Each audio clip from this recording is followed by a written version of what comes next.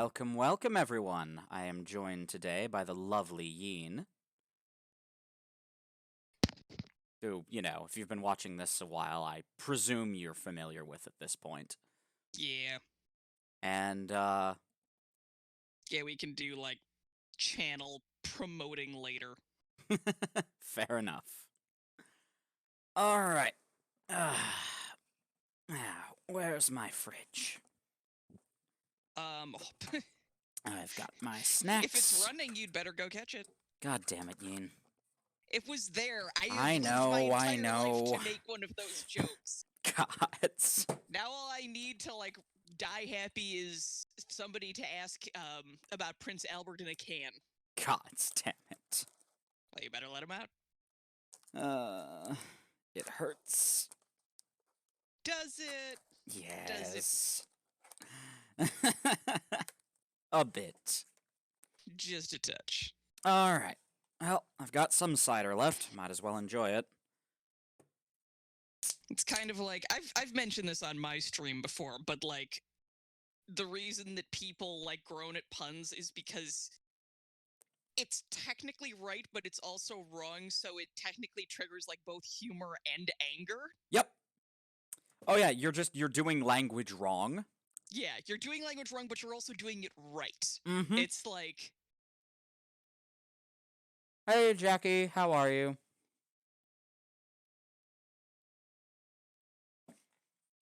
But yeah, it's a whole time. yeah. And it crosses all lingual barriers. This is not a specific to one culture thing. Yeah. Weirdly enough, somebody told me that Russia doesn't have puns, and I'm like, Hmm. I doubt Yeah. that. I am pressing X to doubt. Cause like functionally, if you like, again, this is one of the fun things about humans talking is that almost inevitably in any like linguistic canon there's going to be words that sound similar to one another. Mm. Like again, English is egregious, like with there and there, or two and two. Mm-hmm. But like Vladimir Putin banned puns. like if somebody told me that, I would actually be like, I would believe that. I would press square to believe. Oh God. But like functionally, like, and especially given what I know of Russian humor, and like Russian jokes are fucking amazing. We do not give Russian jokes nearly enough credit. Agreed. Like it's one of those things. I feel like we have this idea that, oh, like there's British humor and there's Japanese humor, and both of those are very weird and very specific. I think mostly because the people doing them are stuck on an island. But like Ooh. I think my favorite Russian joke that goes thusly: a professor is sitting on the day of his the day of like the big final exam he's giving his students. He's got all the papers. In comes a dude. Yeah. The dude is clearly drunk off his ass. He Spectacular. is slurring, he is stumbling, he wobbles on up to the professor, grabs the desk, and goes, "Professor, would you give the exam to drunk students?" And the professor looks at him and goes, "Yes?" And the drunk student goes, okay, that's good. Okay, guys, carry him in. Gesturing, ideally this is also told with hand gestures. I gesturing figured. yeah. But, like, that's one example, and there's a ton more, and they're very funny and very witty, and given that, I feel like Russian has to have puns, we may just not always be getting them. Mostly because puns are so deeply tied up in the etymology of a language. And like, and sarcasm and absurdism are fun, Zoe. Yeah. Oh no. Like, oh no. I've just realized something. Yeah. I'm drinking a can of Artifact cider entitled Feels really Like good. Home. And I am wearing that red checkered flannel bathrobe, and it matches the can And oh dear, what have I done? But yeah, we have a fruity and unfiltered cider with hints of rum and oak, made for unwinding. I'm just thinking of that one comic of, it's the gingerbread man sits in his gingerbread house. Is the house made of him, or is he made of the house? He screams, for he does not know. These are valid questions. The kind one should ask if they find themselves in a house that seems to be the same as them. I'm becoming a lumberjack, oh dear. Nick's a lumberjack and he's okay. Well, there are a lot of axes kicking around the house. Maybe I should just embrace it. Yeah. Regardless.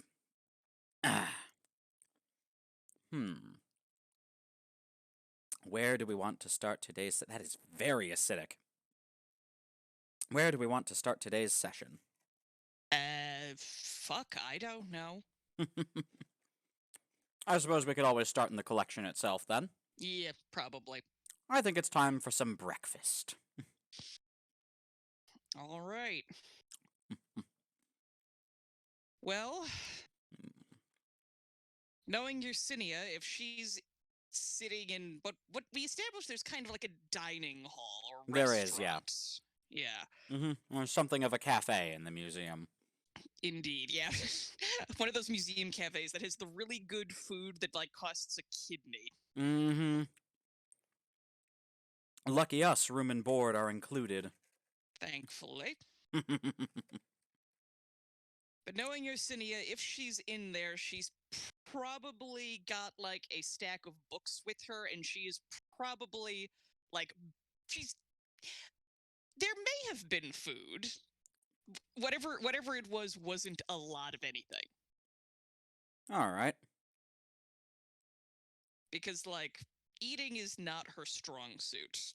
Ah. Hyperfixating while reading and having Mithraia fetch her refills on tea is. That makes sense. Havelock is eating decidedly too much for someone of their size, as is tradition. But beyond that, seems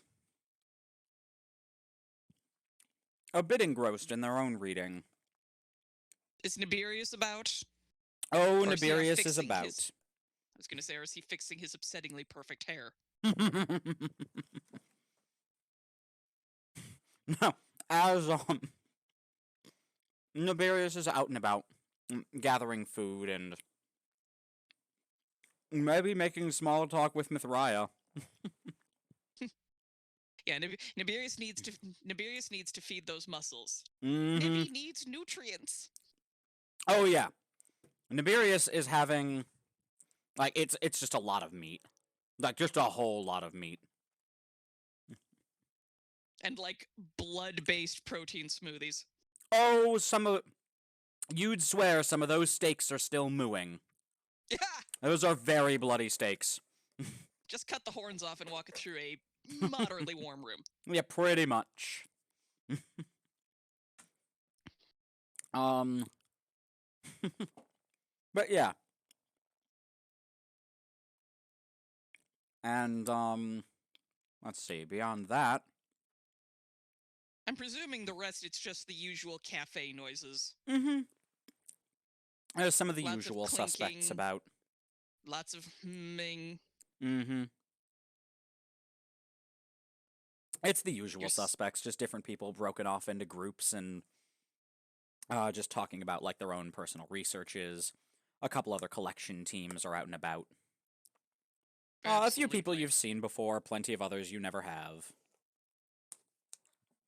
God, Sargento kills it with these snack bites. I'm imagining that Havelock just said that, and the implication that Havelock eats Sargento snack bites is at least moderately entertaining. Oh, yes. Definitely. Somebody needs to introduce Nebulous to Hot Pockets.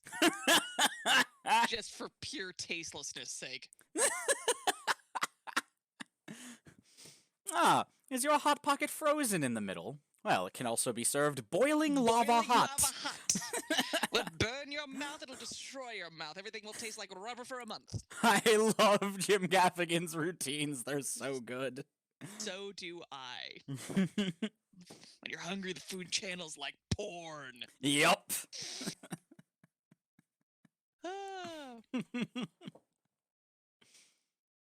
So yeah.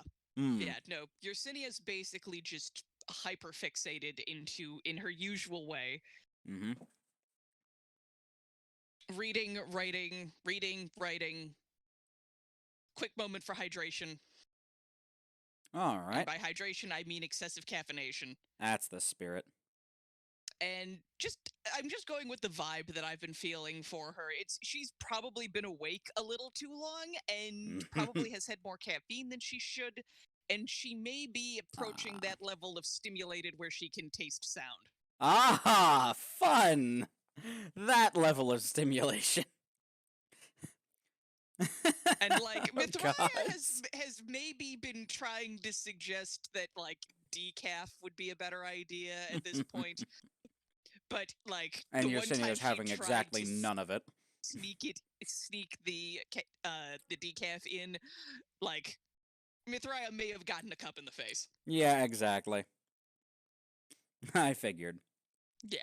Yeah, no. So Havelock is probably sitting at the same table as Yersinia. Yeah, that's what I'm picturing, is kind of Havelock eating and just watching this mad scramble of scribbling and tea consumption. Yep, definitely. They are watching with what seems to be rapt interest.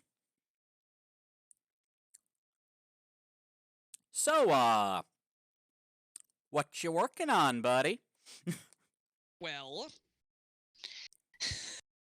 she kind of like, there's this moment for Yersinia where she kind of has to like fixate on the fact that somebody has spoken to her. And then she has to re-engage the parts of her brain that are not reading or writing or like necromantic theory correlation. Havelock is watching the gears turn in her head. Yeah. With something of a shit-eating grin. Yeah, and her eyes, she looks up, and those weird pale eyes that she's got, the pupils are definitely not playing nice with each other. Havelock, at that point, looks a bit concerned.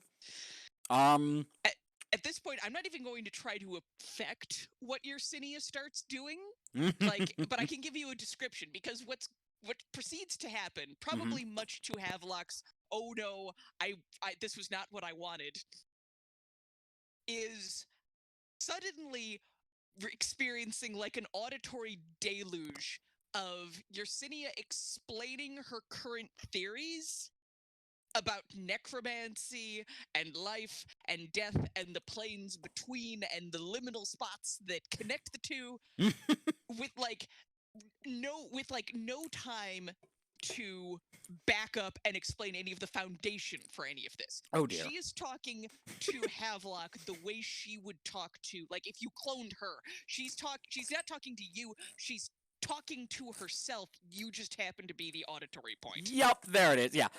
This is one of my favorite moments in Borderlands 3. I'm going to use you as a sounding board for some of my more recent theories. Please do not mistake this for conversation. Exactly. Yeah, no.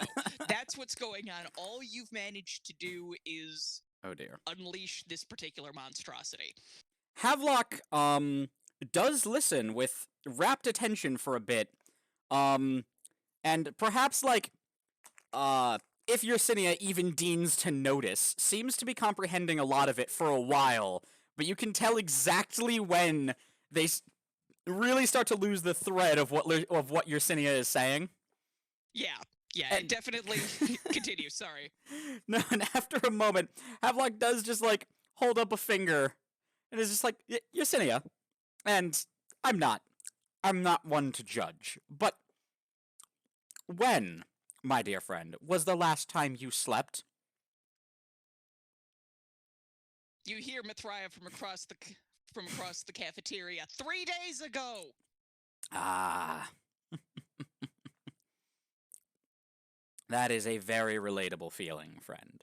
I know what it's like to get caught up in one's research. Something I picked up from my father, I suppose. But you really must have some rest between research sessions. The body invented microsleep for. I suppose, but trust me, you'll find yourself much sharper if you get some actual sleep. Yasini kind of looks at Havelock, blinks a couple more times, makes this weird, like, buzzing noise. Mm-hmm. And then yells for more caffeine. Yep, there it is. Oh, dear. Yesenia, what are you going to do if we get called in for a job? You're in no fit state to do much of anything right now, let alone research and speculate on theories. No, you don't understand. Apparently, I do not. This is the state in which the theories make the most sense. That is deeply concerning, Yersinia. If you can't put your brain into the right state in the normal way, you have to come up with abnormal ways. And being violently sleep deprived is about as close as I can get to stuffing my brain into liminal space. So. Well, if it's any consolation, my researches tend to follow more of the dream logic of the bizarre and esoteric than they do more conventional logic and understanding. So I do empathize, but, you know, do try not to. If we get called, I will have Mithraia act as, like, exoskeleton again, and she can do the work. Oh, dear. I will catch sleep then. Oh, poor Mithraia. Yersinia, like, looks down at her notebook. What the fuck is this? You've been furiously scribbling in that since breakfast started. And it's fine up to here. This is a latte recipe. Yep. Like I said, you need rest. Also, this does bring to mind another question. How did you and Mithraia meet?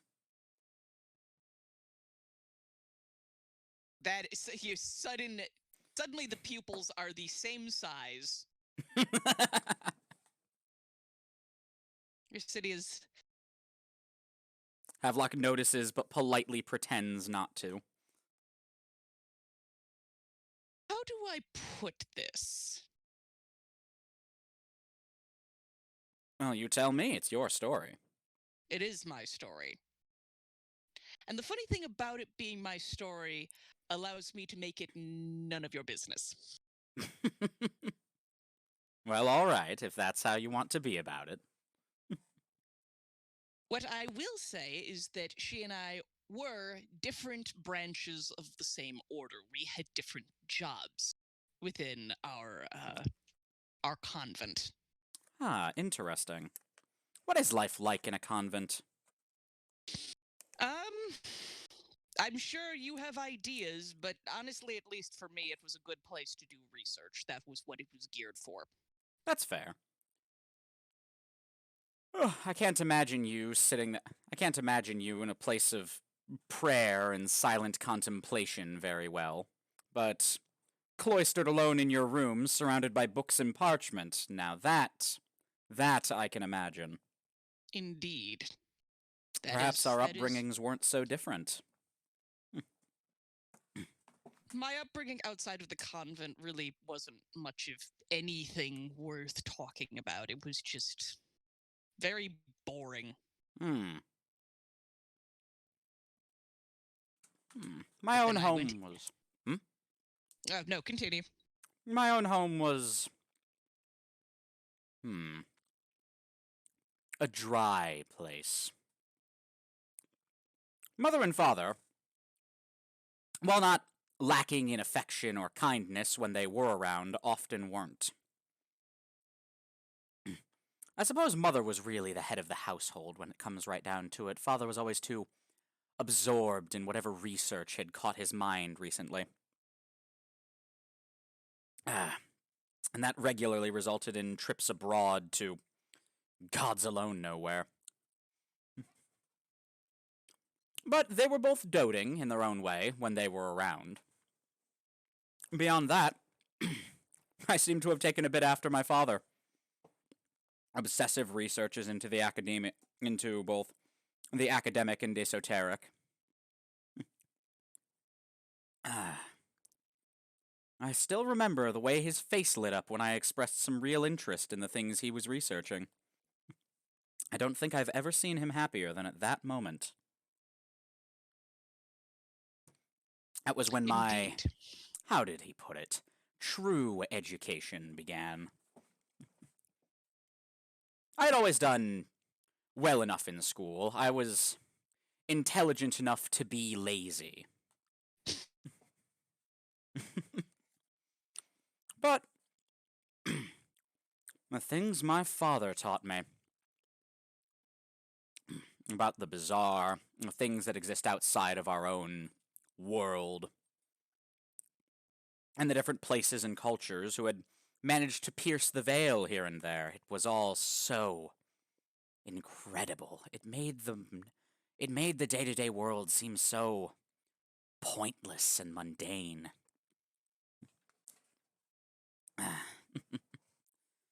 Needless to say, it lit a bit of a fire in me. And in between affairs with one college professor or student or another, I would regularly take long leaves of absence to explore and discover whatever tickled my fancy at the moment. Was one such adventure that brought me into contact with my book. And we've been, looks down at the book still. Looks down at the book that has chained itself to his body. Inseparable since. Indeed. Yes, my background was just, one of many merchant children. I just happened to have the necromancy bug. Ah. And there were different options for it, but I opted for the convent. It was more interesting, it suited my needs. That's fair. One thing leads to another, and, well, I'm not going to get into the nitty and the gritty because, again, it is exactly none of your business. But Mithraia is how Mithraia is because of an unfortunate accident. And my ultimate goal one day will be to fix what got broken. Ah. Well, how compassionate of you. That's a way to look at it. It's more quid pro quo. I see. Well, regardless, she seems a lovely companion.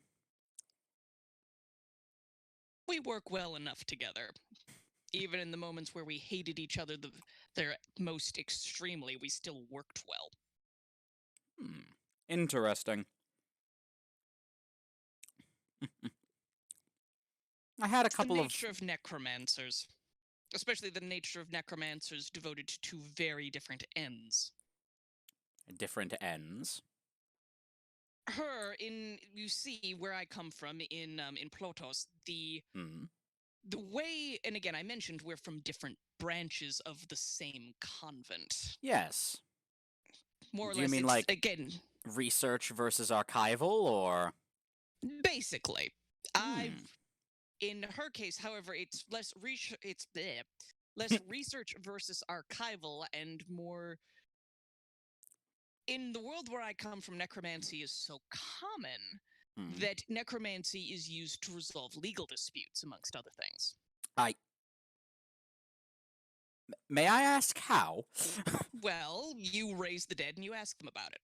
Ah, that makes sense. However, the fact is that there are some necromancers who are particularly good at persuading the dead to say whatever you want them to say. That would cause complications, I imagine. Indeed. Again, just like any lawyer, they're all scum sucking. You like. Do you ever want more tea? I knew you were around. But no, within all honesty, necromantic lawyers are what they are.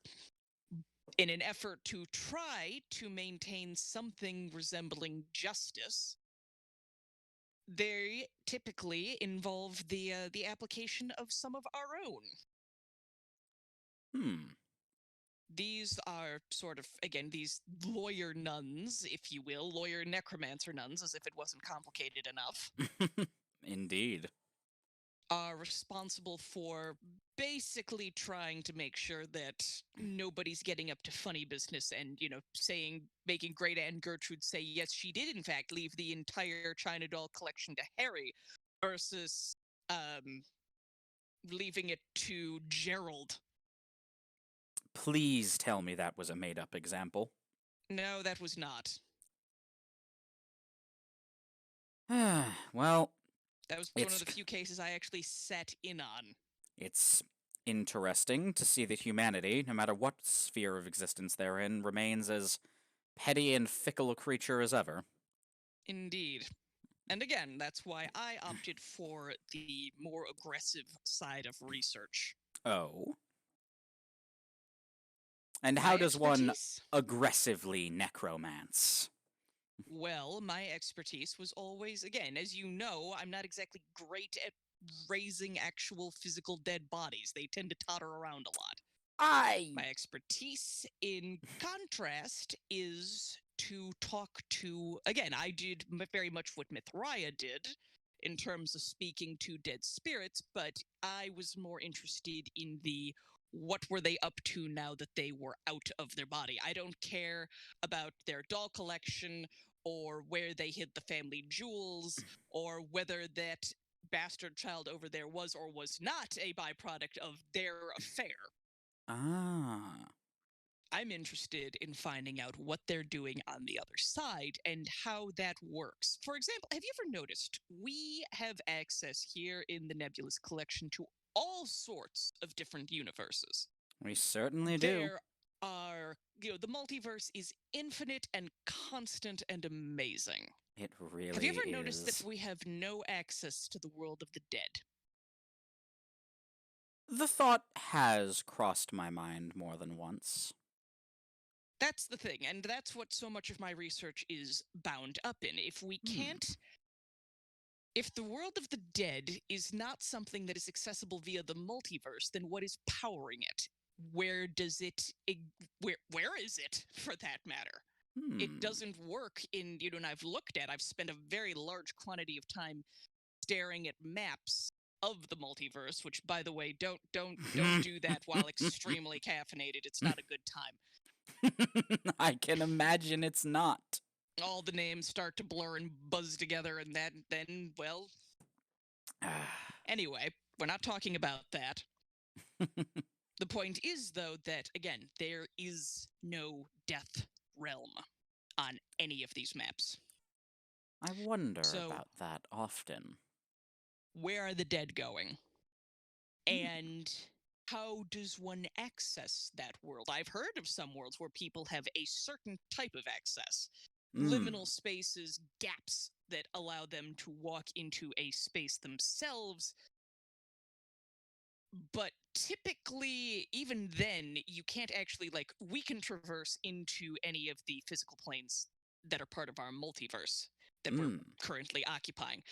But even in the worlds where a person can partially jump into the world of the dead or into the liminal space between the two, their body's not usually along for the ride. That is true. In fact, not usually, it is never along for the ride for mortals. There are stories of gods being able to do that kind of thing, but unfortunately, it's not like we've got any actual gods in the archives. I don't care what that pompous statue says in the North Wing. It is not, in fact, Apollo. It's just a very, very well-crafted oracular statue. with some severe delusions of grandeur. I see you've talked to them about it. I did not aim to talk to it about it. Oh, that often doesn't matter. They really need to put a gag on that thing. Oh, I don't know that that would help all that much.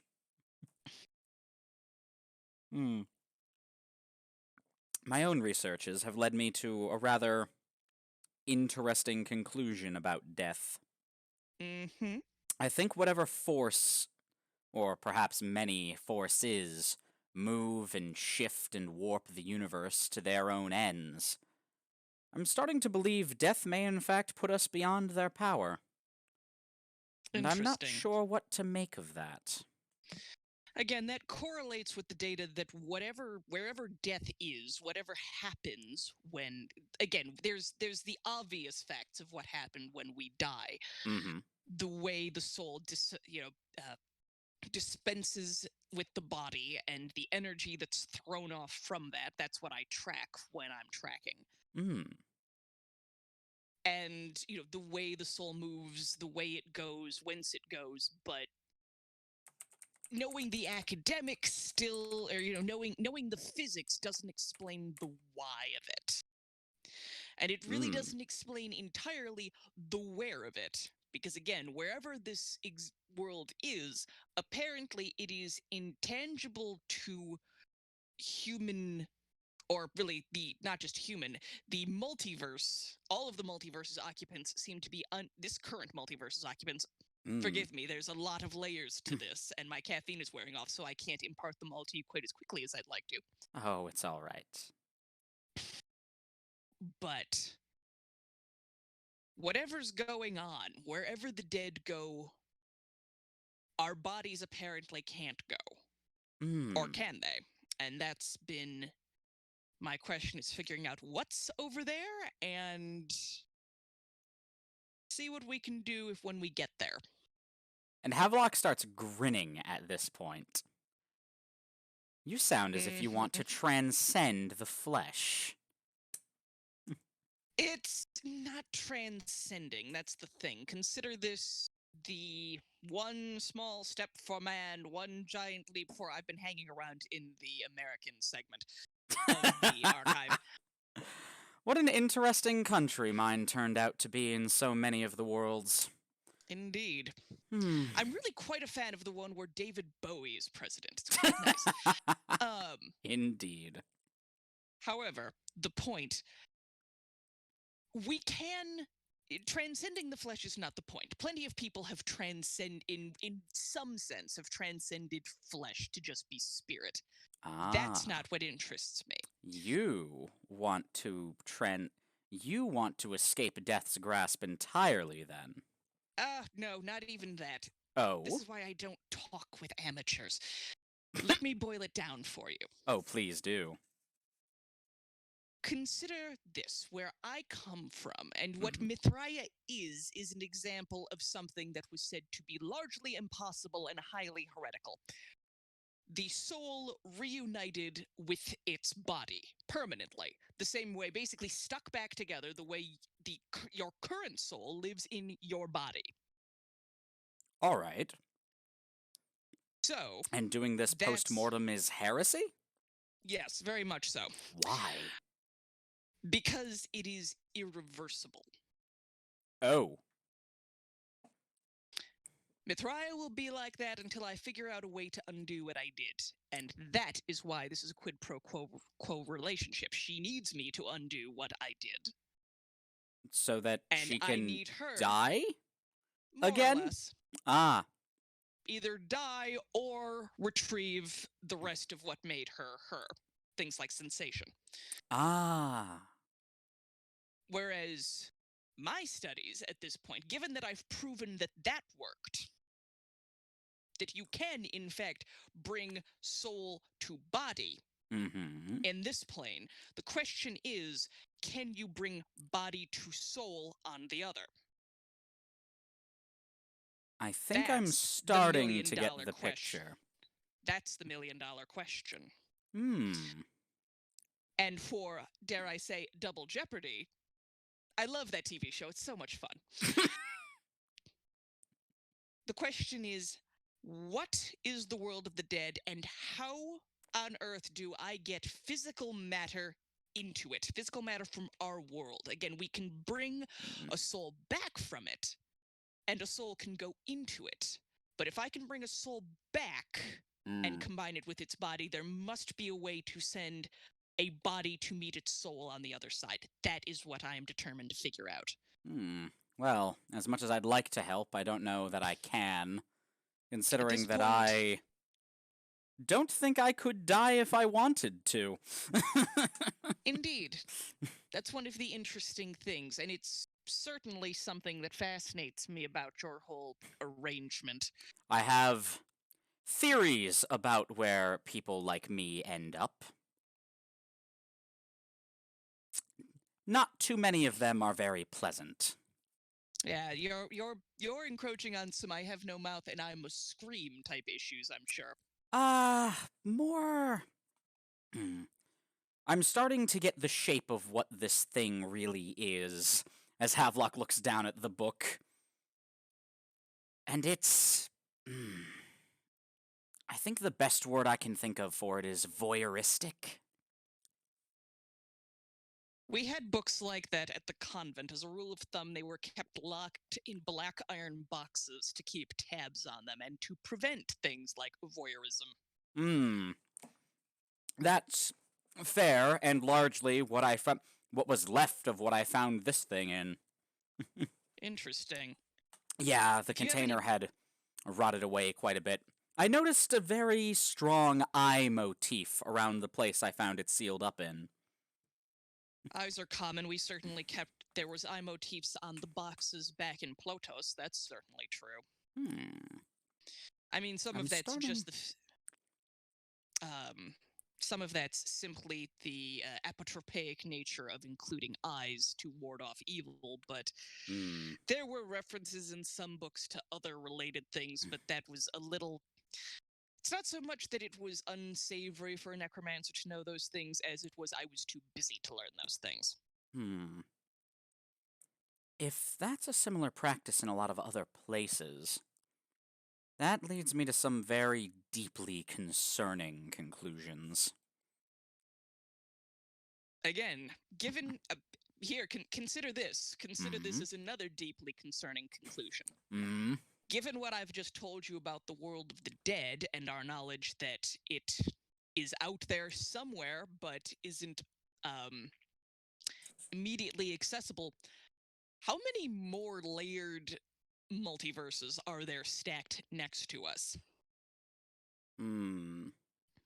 It's not just our multiverse with all of its different, uncounted different elements. Like, consider it like a tree ring, if you will, or consider it like a full tree.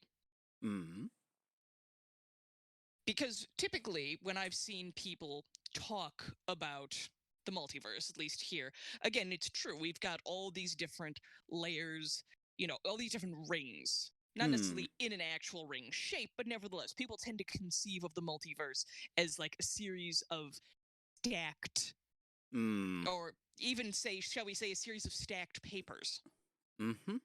But what if there's another stack to one side of us? Or on top, stacked at a different angle? Oh, I see what you're getting at here. Oh yes, there is much more going on than just our immediate understanding of the multiverse. That's troubling, yes. Deeply. Because for all we know, there is some eldritch god, actual gods, not the fake bullshit that, again, is, I think, coming down the hallway because I can hear it talking about Python and Pythia and Achilles. Somebody make it shut up. But actual gods. Might, one of them could, the actual Apollo, for all the fuck I know, could currently reach through and grab me and just shake me around for being such a shit to that horrible blonde in a loincloth. Well, I suppose that's always a possibility. But theoretically, and again, given if we have a world of the dead, we've got the potential to have infinitely more.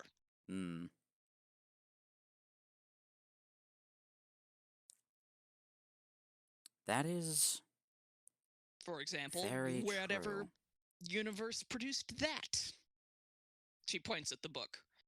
Because in our best experience, no one knows where those sorts of books come from. They just are. I'm not... And this is my pet theory of the moment.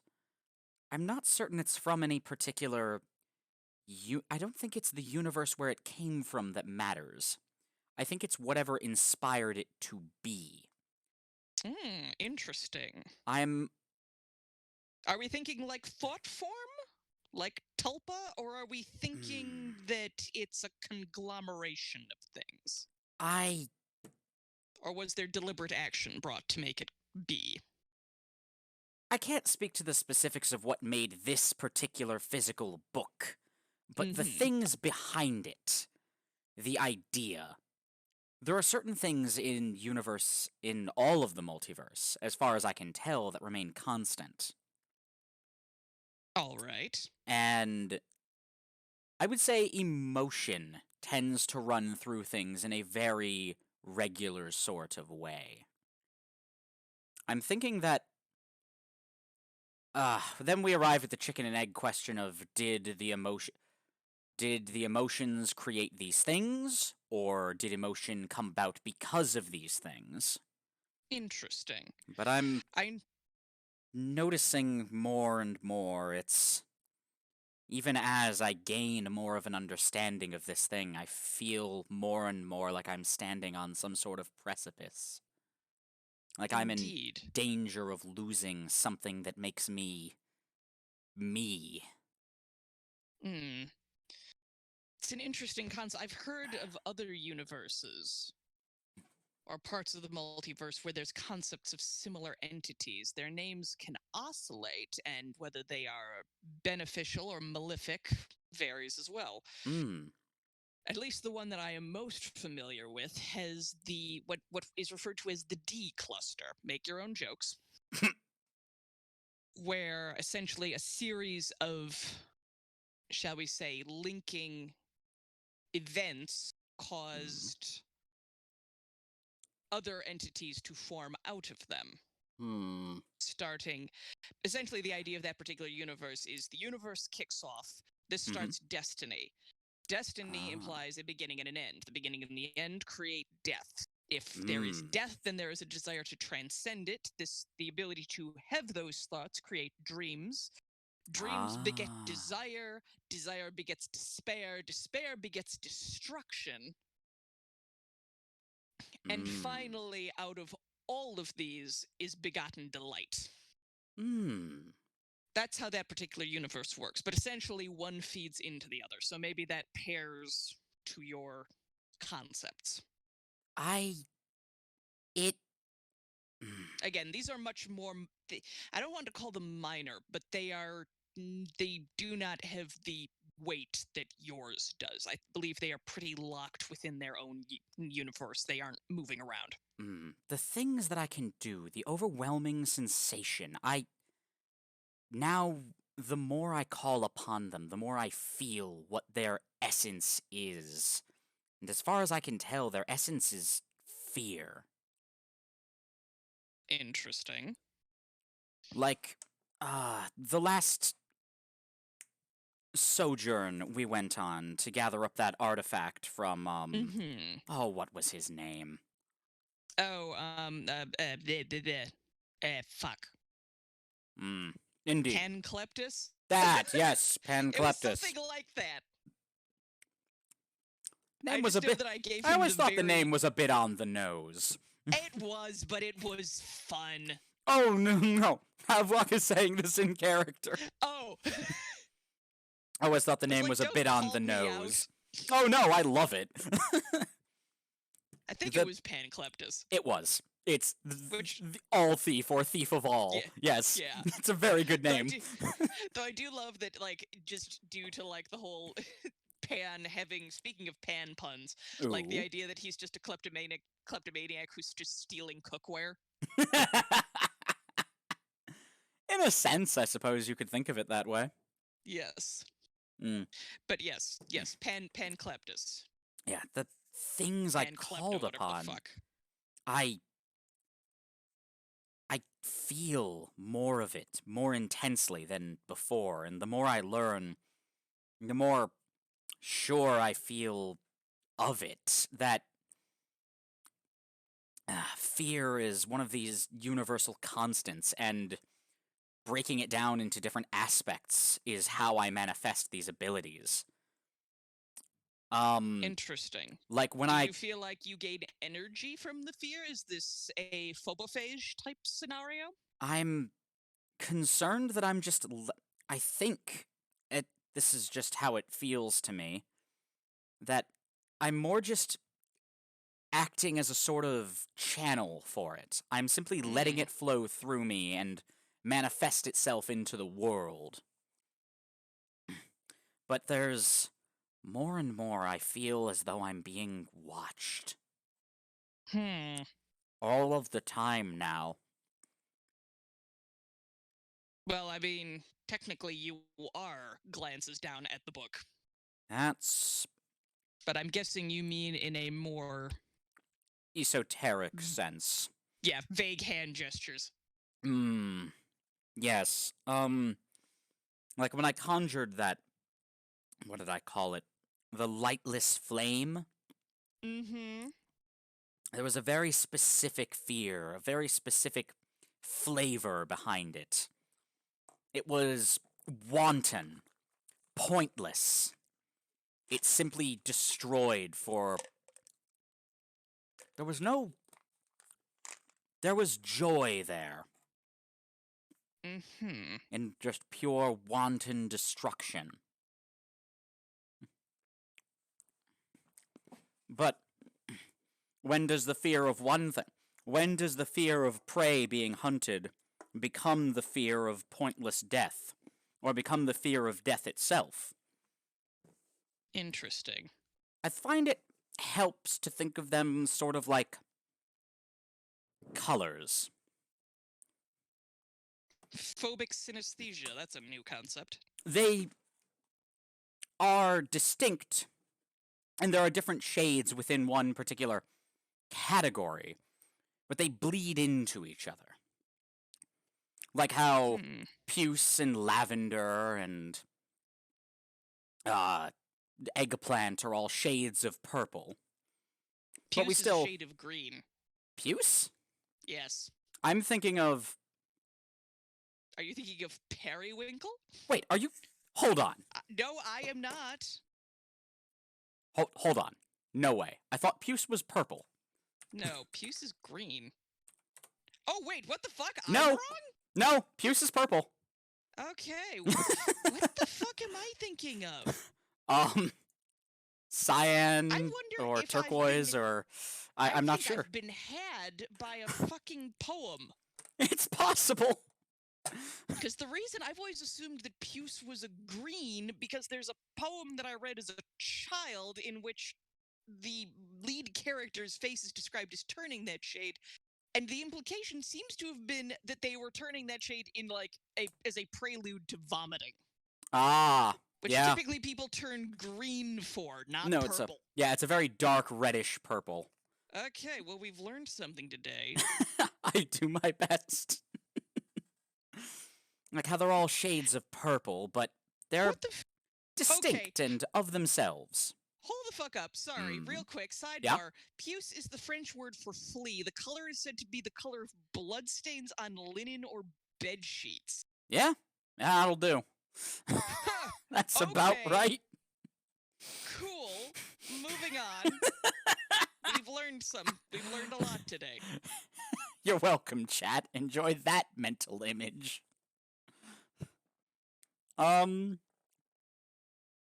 But yeah, I had a whole vibe going too. Damn it. Sorry, I ruined it. No, not at all.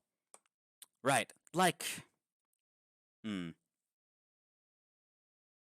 the more I'm trying to figure out and trying to make a sort of effort to categorize them, but as I said, it's all very dream logic-y.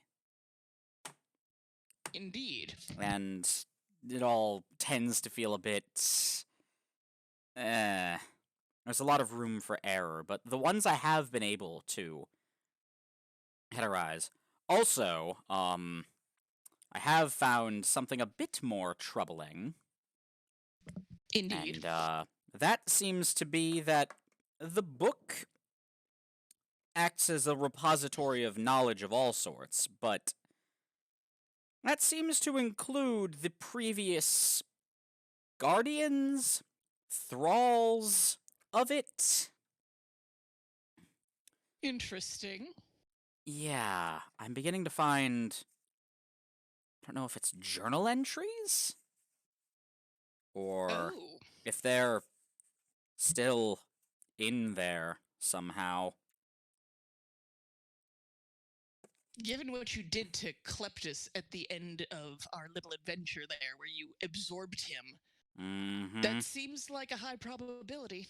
Yeah, I'd say, something that's been on my mind a lot lately.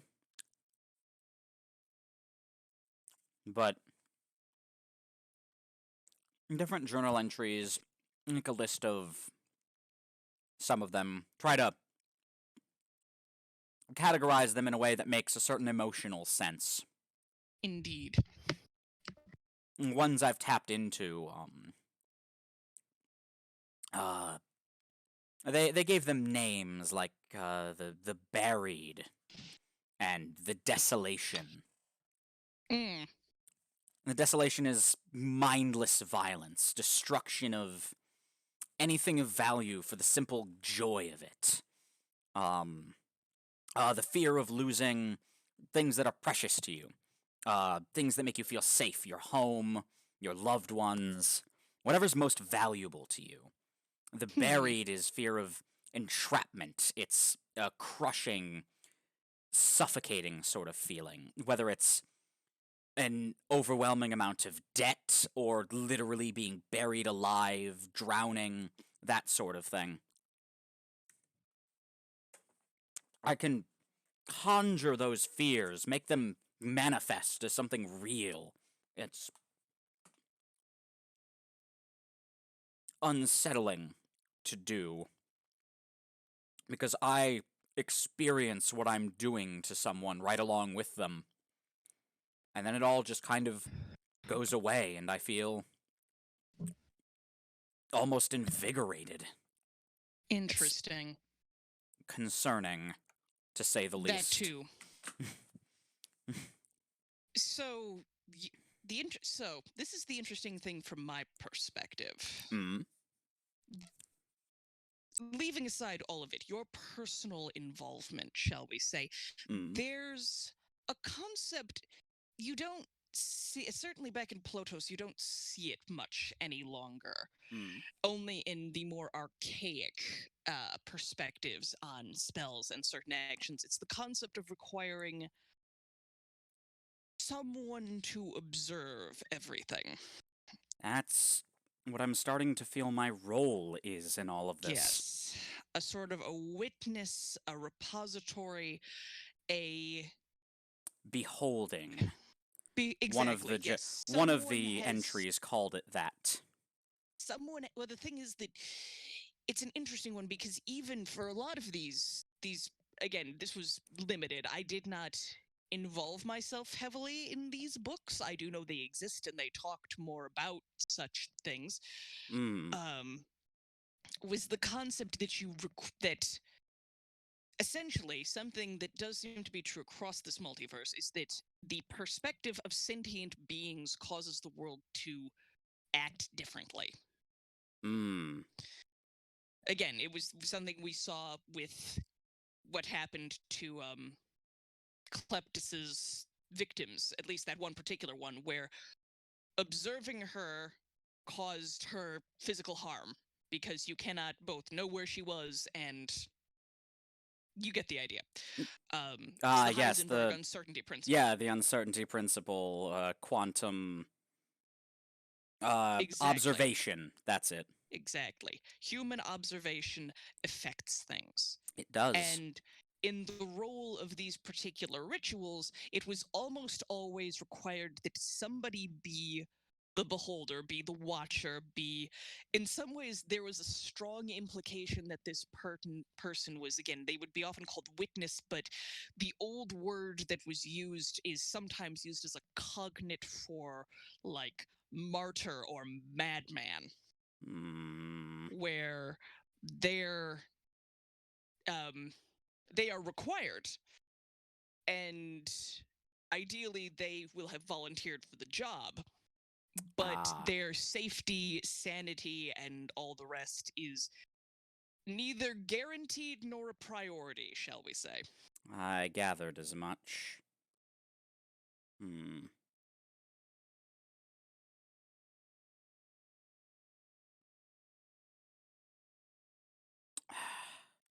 You want to know the sickest part of all? I'm all ears, though I am not all, like Waves of Mithrai. I need more caffeine, damn it. I'm almost enjoying it. Learning, gathering, there's always more to uncover, more knowledge to chase down, more horror and fear to experience. I don't know when I started to seek after it, but now I notice it. I've been doing it for so long. It feels like it's a part of me, but I can't seem to recall exactly when I became that way, if that makes sense. Oh, of course. I mean, these things, I do not... I think that what is happening to you is more guided and specific. But once you have the bug, whatever the bug is, it is an addictive thing to chase. It does feel that way. I've spent most of my life pumping myself full of, just Unique about any substance I can imagine, and some I've invented. But there's nothing quite like the rush I get from finding some new and unknown experience. Well, if I ever manage to bust into the other world, I'll make sure you're around to watch. That sounds more lovely than words can describe. Well, just don't hold your breath is all I'm saying. I'm getting farther into this. Unfortunately, most of what I've gotten is going through Kleptus's bullshit is pocket dimensions, which is handy, but not what I'm looking for, and Fair. Or not exactly what I'm looking for. It could be useful, but it's not there yet. And then of course we've got the lantern, which one of these days I need to try cramming a soul into a physical object. We have to find somebody we really don't like, though. The process is quite unpleasant. I could imagine. And as Havelock pours themselves a nice, yeah, no, that is a good tea accompaniment with brandy to... in it? I was actually thinking just a good old, a nice, tall, dark port. Some kind of porter. Too. Because what goes better with breakfast than a nice, dark beer?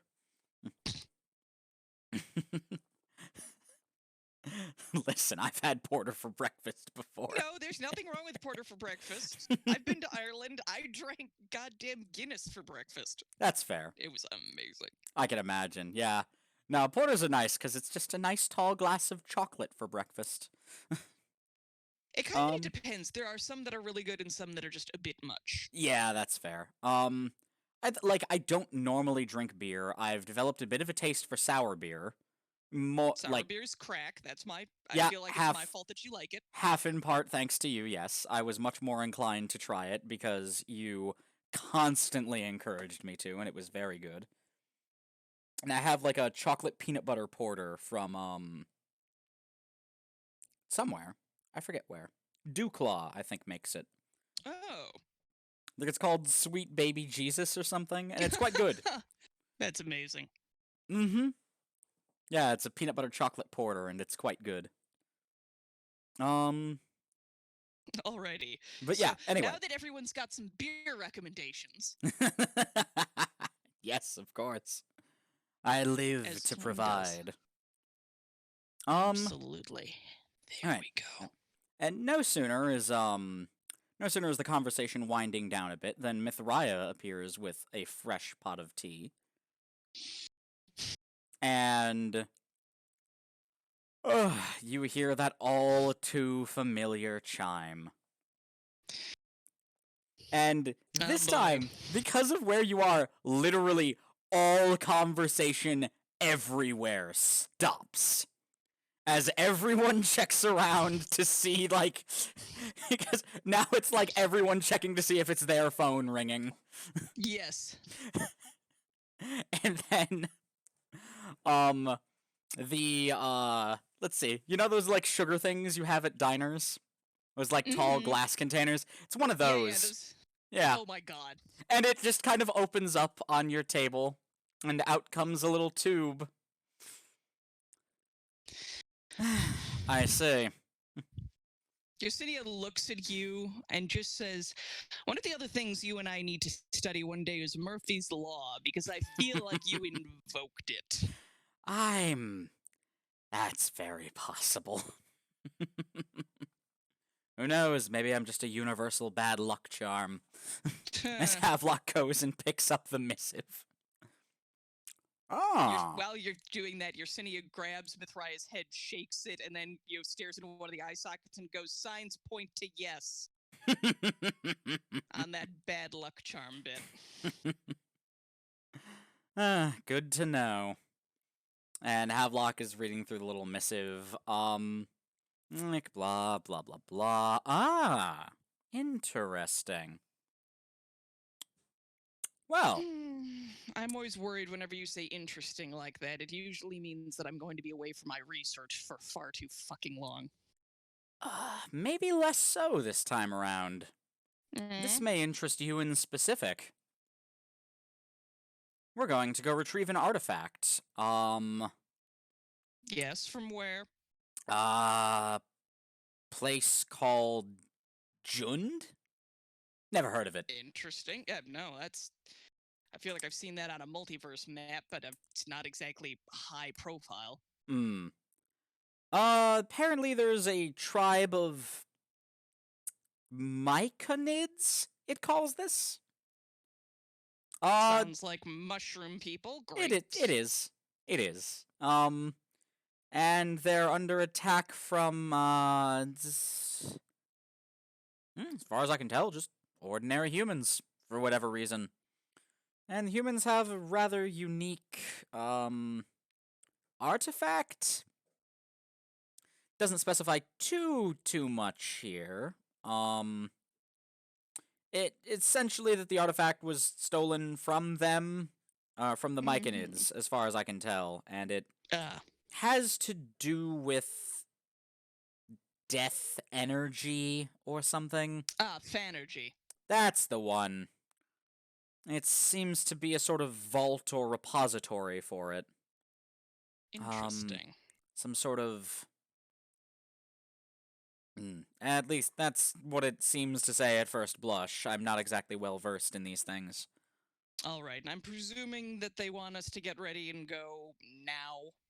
I mean, it does say at your earliest convenience, but it was headed for your immediate consideration, so, you know.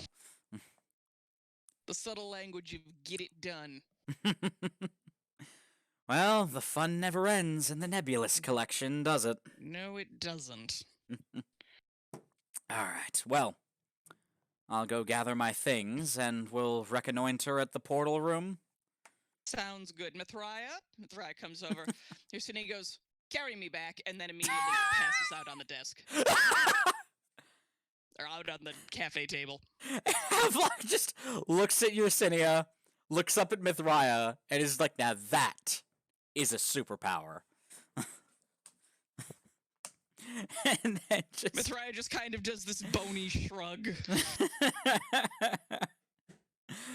And then Havelock goes to gather their things. Alright, so...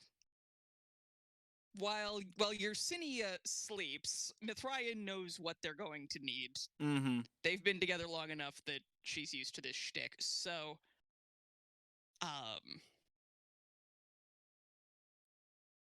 Yersinia just basically has her usual loadout of gear. All right, that's fair. Havelock doesn't grab anything particularly unique. They still have their sidearm. They still have their. She does bring the Soul Gaze lantern. Oh, fun! Excellent. Since we've never actually gotten to see that thing in action, so let's find out. That's true. And if there's a lot of death energy, might as well see what we can do about that. Okay, there we go. Finally. All right. So yeah, Havelock gathers up the usual kit of like their like alchemist's kit, their their weapon and ammunition, journals, a couple of books that might come in handy. The good stuff. Yeah, the good stuff. And they they bid farewell to they bid farewell to Nibirius, and just not going to bring Nebby on the great Myconid hunt. You know what? Oh, why the hell not? We can have Nebby tag along. Yes. Nebby has been a busy boy.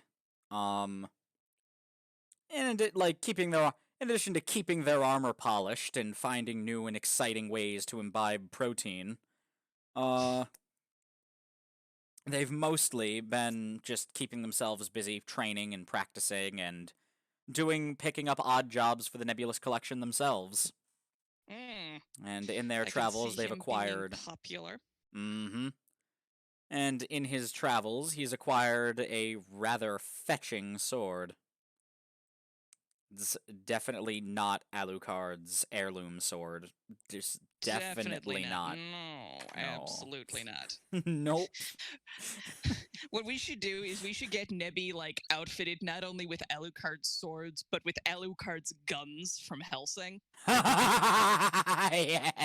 The fucking, what was it? It was the Jackal. Harkonnen. Yep. No, the Harkonnen was that was the rifle Saris had. Oh yeah, that was hers. What the fuck was the other one called? What was the other? Shit, the first one, it was chambered in 454 Casul. The Jackal was the black one. What was the silver pistol? Alucard's guns. Hold on. He's got it for the whole rest of the time, but just everybody remembers the Jackal. It's literally just called, according to the wiki, Hellsing Arms Casul. Okay. It's just called the Casul, which is very dumb. God, the thing is so ridiculous. I'm just looking at a picture of it, and it's just a deagle with a stupidly long barrel. When in doubt, make it extra. I know.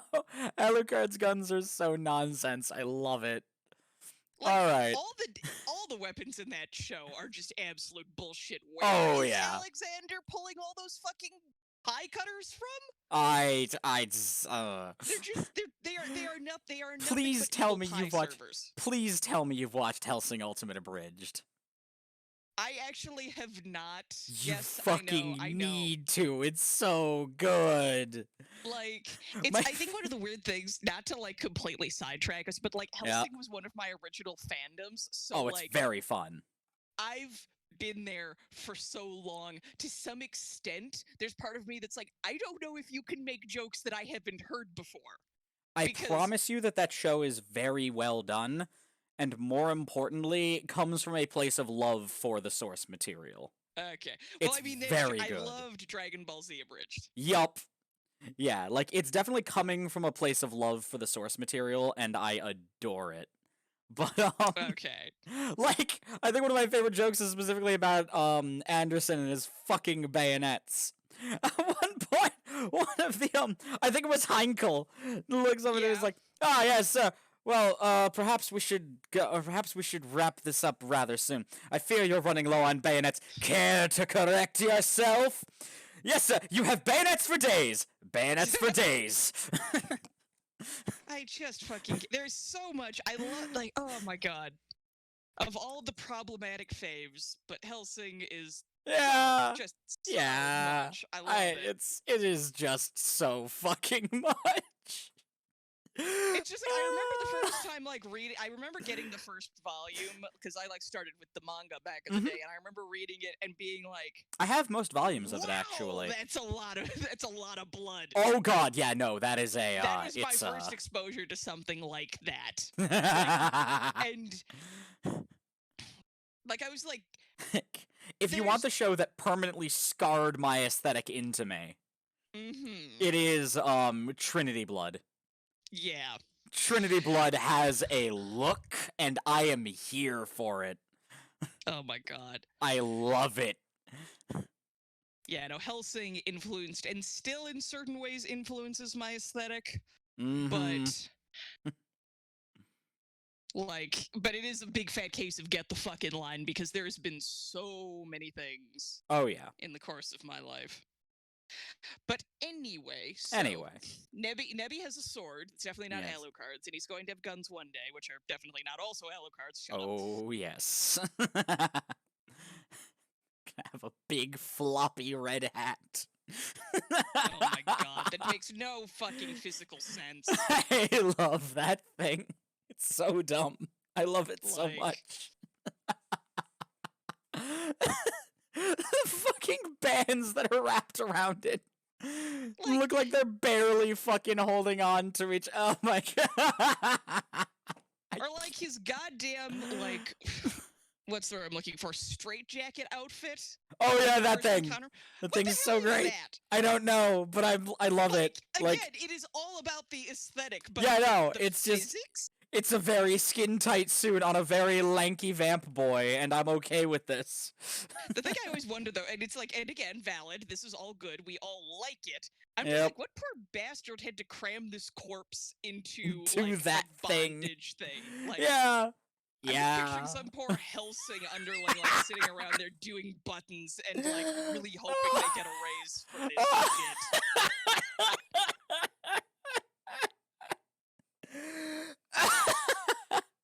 Oh my god!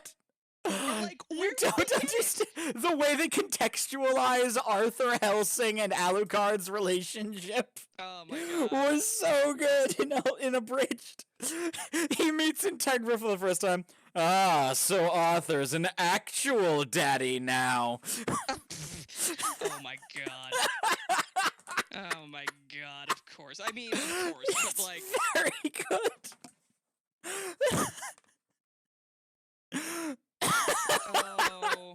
Oh man. Well, we've lost Nick, ladies and gentlemen. I need a moment. Just need a moment. Oh, that Helsing Ultimate Abridged really it does things to your mind. All right. Apparently. Okay. All right. Breathe deeply. Okay. All right. Back to it. So,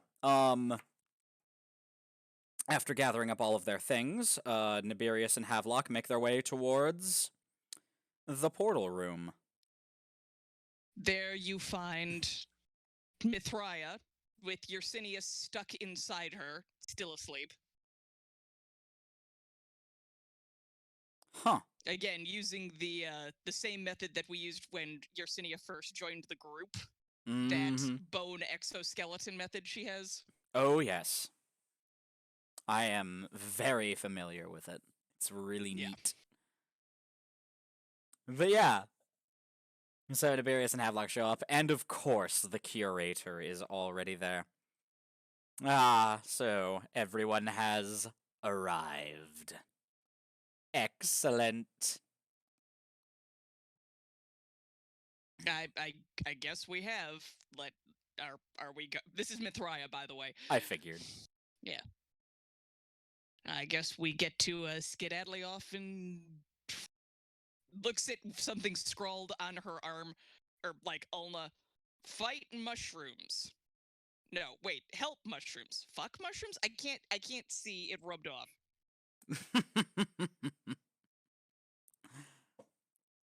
Yes, I do hope you all enjoy yourselves.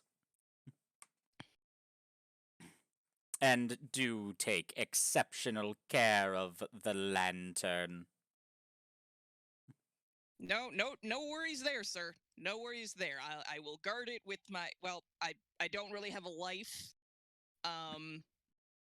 But I'm pretty durable. I And understand. yeah, I'll make sure that because it's delicate, it doesn't have to worry about being durable because I'm durable. Yeah. Well, I suppose I shall set you on your way then. Let's go. And yep, it leads you to a portal. And it opens up into what appears to be some sort of like, it's not quite a jungle, but it's not quite a forest either. Oh boy. And what's he the just weather like? Right now, dark. It's there's a lot, like, it's humid, and more than anything, just very like at a at first blush you'd say. Did you hear that? Hear what? No, never mind. Okay, sorry. I was messing around with my phone and I triggered music and I was like, oh god. No, you're fine. Listen away. Continue. No, that was fucking ads. Oh dear. No good at all, ads. Was I right? Yeah, like at first blush you'd say you smell a storm brewing. That scent in the air when there's like a storm coming. Oh, fucking there's a term for it. My brain is saying creosote is the technical term for that smell. No, that's a. It's not ozone. No, ozone's the smell of like lightning strikes and burned electrical stuff. Not like the burned rubber, but like the electrical burning odor. Oh, I know. I built a Tesla coil when I was in high school. I am intimately familiar with the smell of ozone. But yeah. What is it? There we go. Hang on. No rush. Petrichor. Petrichor is the technical term for the smell of after rain smell or pre-rain smell. Ah, and I've learned a new thing today. How lovely. It's a big day for new words. It is. Anyway. All right. But yeah, that. It, and yeah. It's like, and, do be, and do take care about the weather. It can be wildly unpredictable here. I'm imagining that the thing zips up behind us as he finishes saying that. Yep. Yersinia pops like one of her eyes open, looks around, goes, ugh, moist, and goes back to sleep. Havelock and Neberius just look at each other for a sec, shrug, and start trekking. Mithra obviously goes along. What I'm picturing also is Neberius noticing the deeper we get in that his upsettingly perfect hair is no longer so perfect, it is more puffy. And it is becoming upsettingly puffy? Could be. Havelock has already tied back their hair with probably just a length of black ribbon. Indeed. Go for that full dark academia look. Oh yeah, Havelock is back in their tweeds. No, it's not tweeds this time. It's definitely more like hard-wearing traveling gear. Probably a lot of leather. Tall boots, long leather coat. I'm hoping if we ever do get Whackbat back for this, that he just shows up in a pith helmet. God, I hope so. That would be too perfect. Oh my goodness. Took that extremely the wrong way. The horny way. There are other ways to take things, Zoe.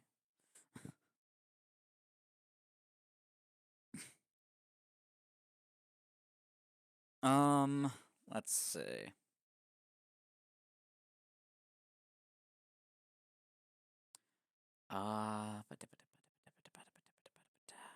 Right. So. Journeying through a bit, and a lot. And I do mean a lot of the, not weather, a lot of the flora around here seems to bioluminesce. The canopy is... Like, the canopy of this place is very dense. There's not much in the way of outside light getting in. It's this almost perpetual twilight here. And it is... It's humid and, like, kind of awful. But... Yeah. There's a shocking lack of insects. Like, you see a few here and there, and they look like just real mean-looking bastards. Yeah. Like, I'm talking like... So this place works on the rainforest principle. Kinda. That's something, having been in a rainforest once upon a time, the rule of thumb is the bugs are always bigger and scarier, and the people are usually smaller and nicer than you're expecting. Yeah, pretty much. Alright,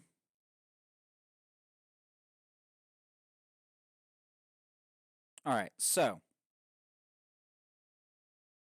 Let's see here.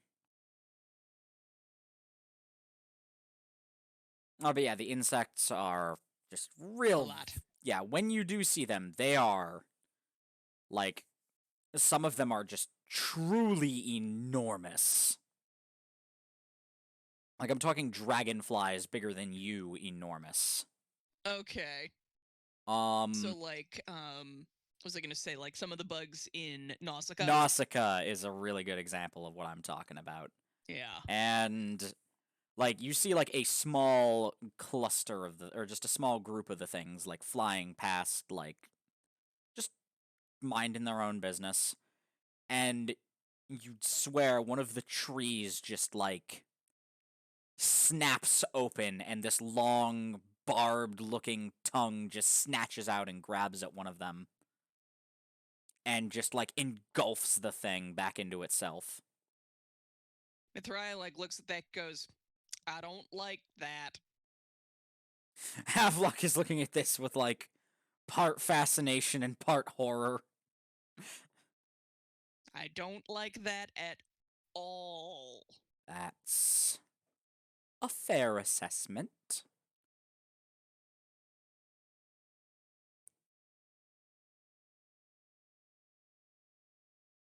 And, Yeah, you notice that Mithrai is, like... You've seen Mithrai in a lot of emotional states, but you've never seen a skeleton look that, like, viscerally uncomfortable.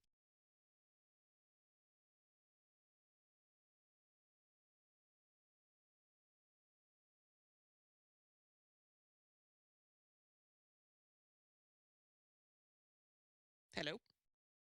Oh, one sec. Okay.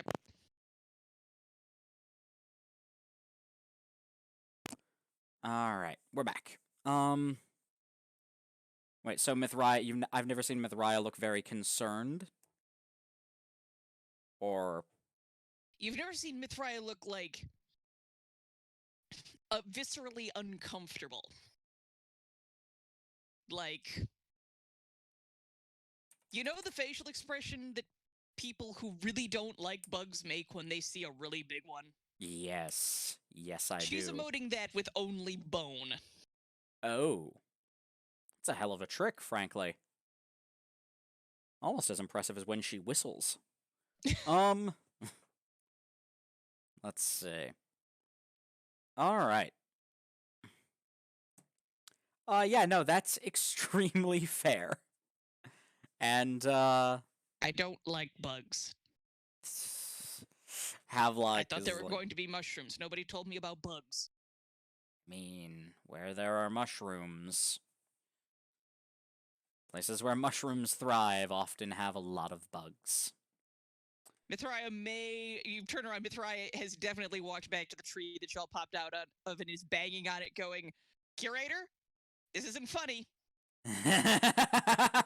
This is a whole bunch of bullshit. I don't... Well, actually, I'm fairly certain that they can hear you. But they're not opening that door until we're done. This is a whole bunch of... I'm imagining the tree at this point suddenly rotates. Perhaps a bit. You're sitting in Mithrai's like, oh, okay, fuck this. Bolts back on over to you. Yersinia inside going, what the fuck is all the fuss? They're bugs. You're dead. You are physically dead. There's nothing for them to bite. You're waking me up for this garbage?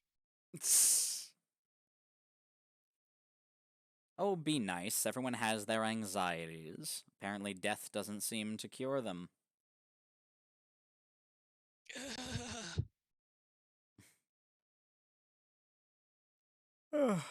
Regardless, let's Here, see hang if on we one can... sec. I'm gonna just...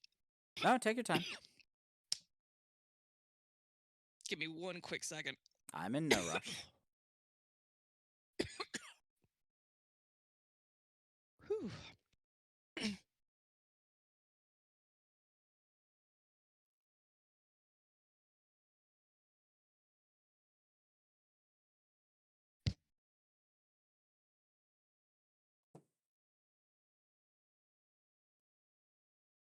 Feeling a bit better?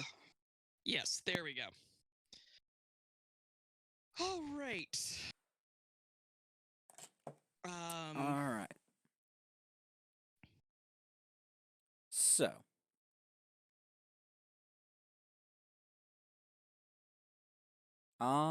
So, yeah. So, bugs. Mm-hmm. Bugs indeed. This place is... If that's what insects are like on this place, I wonder what the hell else there are. And, yeah, so Havelock does just take a look around, and then is kind of just like, I suggest we find somewhere to make shelter for ourselves. It might behoove us to have something of a home base to work out of from here. This place seems dangerous.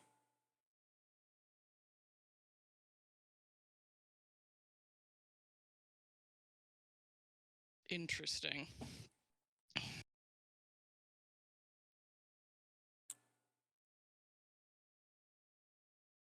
All right. Sorry, hang on one sec. I'm getting distracted by something. No worries.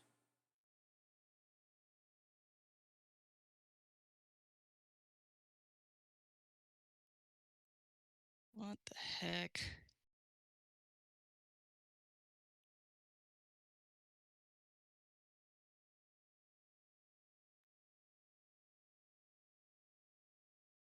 Sorry. Oh, no. No worries. Life, it happens. Yeah. Sorry, I got a phone call from somewhere? Ah, those are always the most fun, aren't they? Indeed.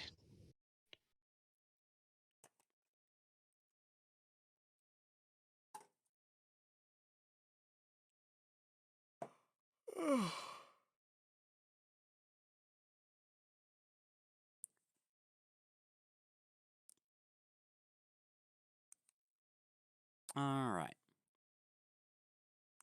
Here, one... Hmm? Sorry, I'm trying... What the hell?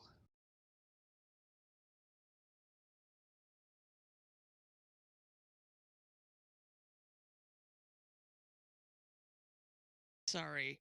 Here, could we take a quick break? Oh, and by then all we'll means. Get back? Yeah. No, that's totally fine. Cool. Hang on, I just need to hop out and I'm gonna hop back in. Yeah, no worries. Sort yourself out.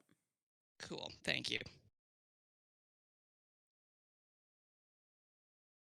Ah, well. Looks like it's just you and me, chat. So, how is everyone doing? I don't really get the chance to interact too much with chat directly during these. I think you might like this. The provincial election vote includes a Green Party and a Communist Party. Fuck yeah! Communist parties! Endorse your local communists. Support them. They are your friends. Generally speaking.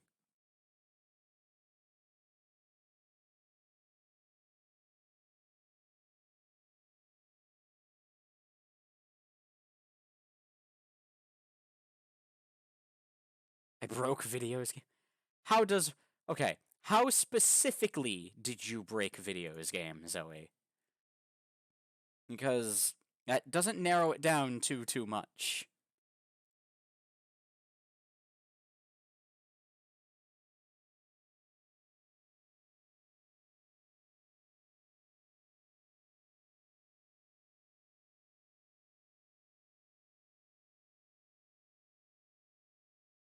Local socialist parties either don't exist or suck. That's unfortunate. I crashed trains. Oh no, don't crash trains. It's like so much cleanup work. So many dead bodies. We have no clue what's going on, but it's neat. Right. I can try to help you get some context if you'd like.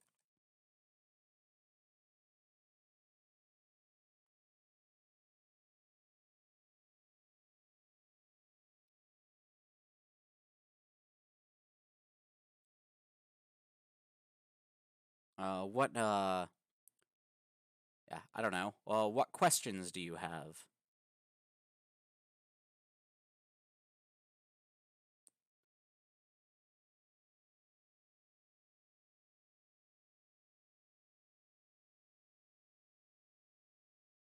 Ah, that's good.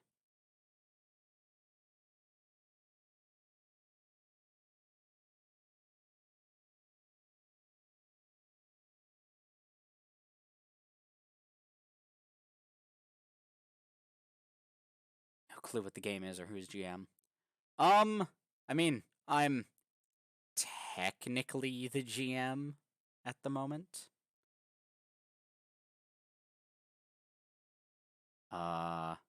But like, I know Yin has Yin has done some GMing for this game as well, and I'm hoping AK can also do some eventually, like just because it's fun.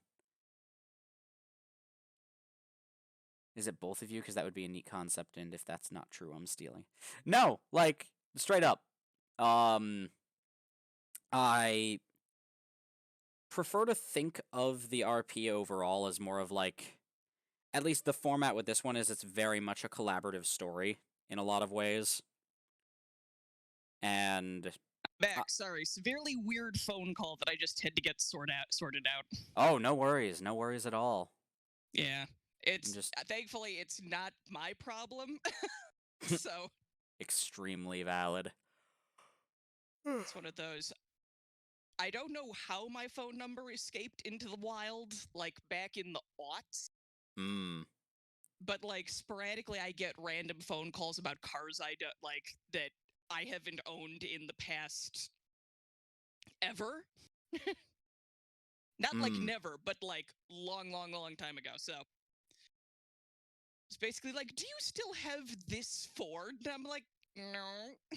No, what the fuck? No, I had that back during like the Obama administration. Christ. Remember those good old days? Yeah, some folks, they got tortured. Yeah, these things, they happen. Yeah. Like, the Obama administration. I smell acceptable losses. Indeed. Oh, long ago. Anyway, so Indeed. So we were in the jungle, and Yeah. then I got distracted. Yeah. To attempt to answer your question, Zoe, Yeah. Yeet and I both take turns GMing, sometimes, if either of us are so inclined, and the Nebulous Collection overall is I try to be as interactive as possible, so, like, a lot of the conversation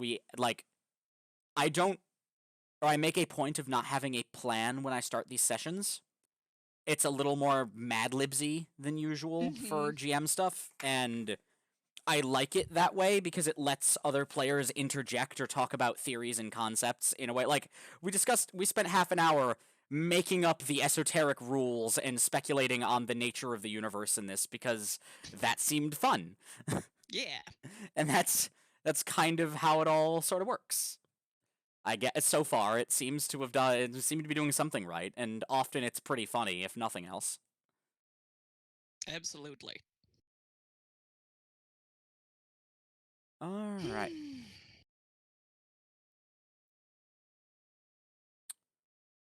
Okay, so let's.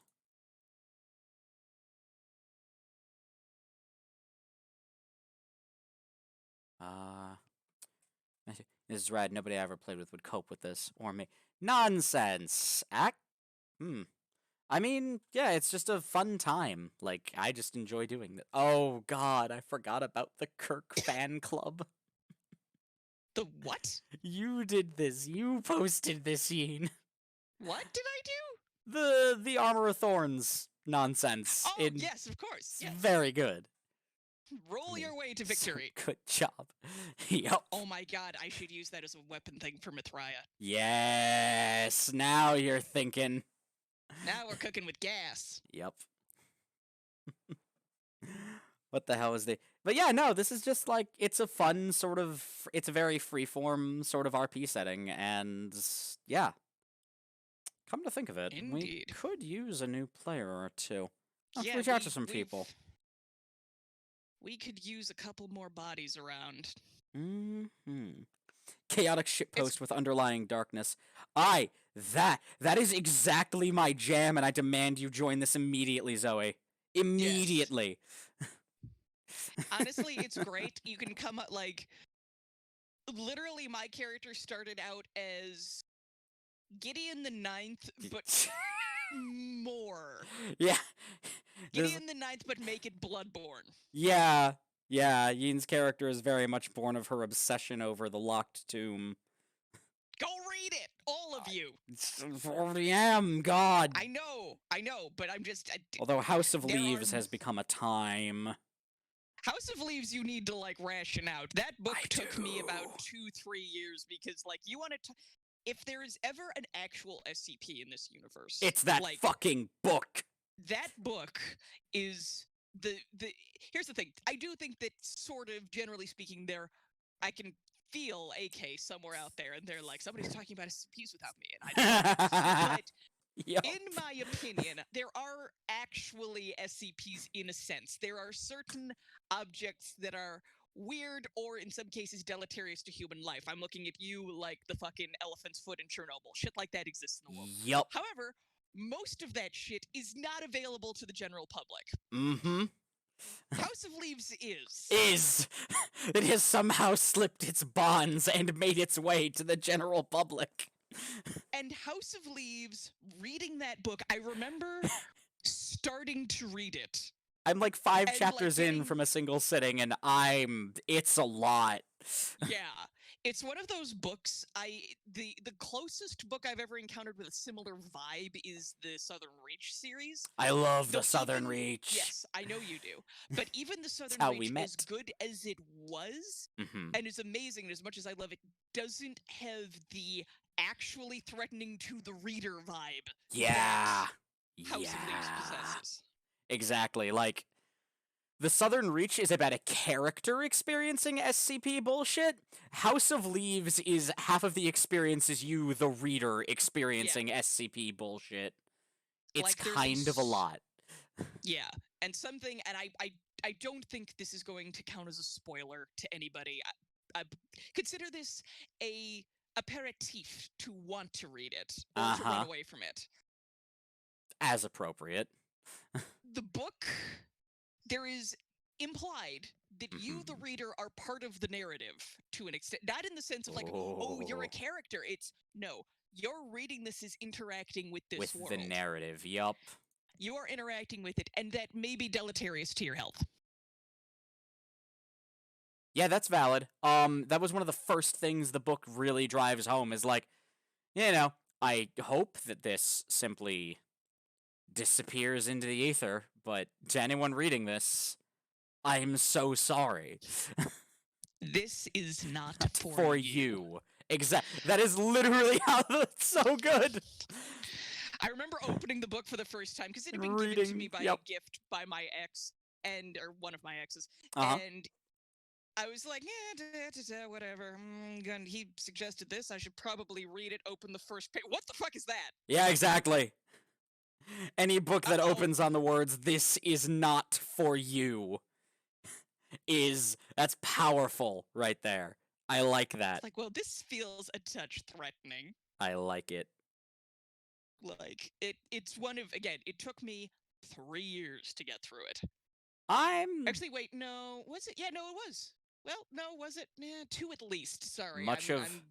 I'm looking down the barrel of, like, a few weeks of 40 hours at my job, so, and my job is mind the store. Yes. So I'm probably going to get through a good portion of that book. if my mind can deal with it. Be nice to your brain, because that book is not going to be. Yeah, I'm gathering that already. Yeah. It's a time. Indeed. What's going on? Where are you in terms of the Navidson record itself? I'm less interested in, like, Johnny Truant, but... Yeah, Johnny Truant's thing is a lot. But in the Navidson records... Yeah. I really like Johnny, but he's not a good way to judge where you are in the book. Yeah, I've gathered that. Johnny just went on a huge fucking tangent about telling a story, making up some bullshit story at a bar to impress people with his hairdresser friendo there. Lewd. Yeah, I mean, yeah, lewd.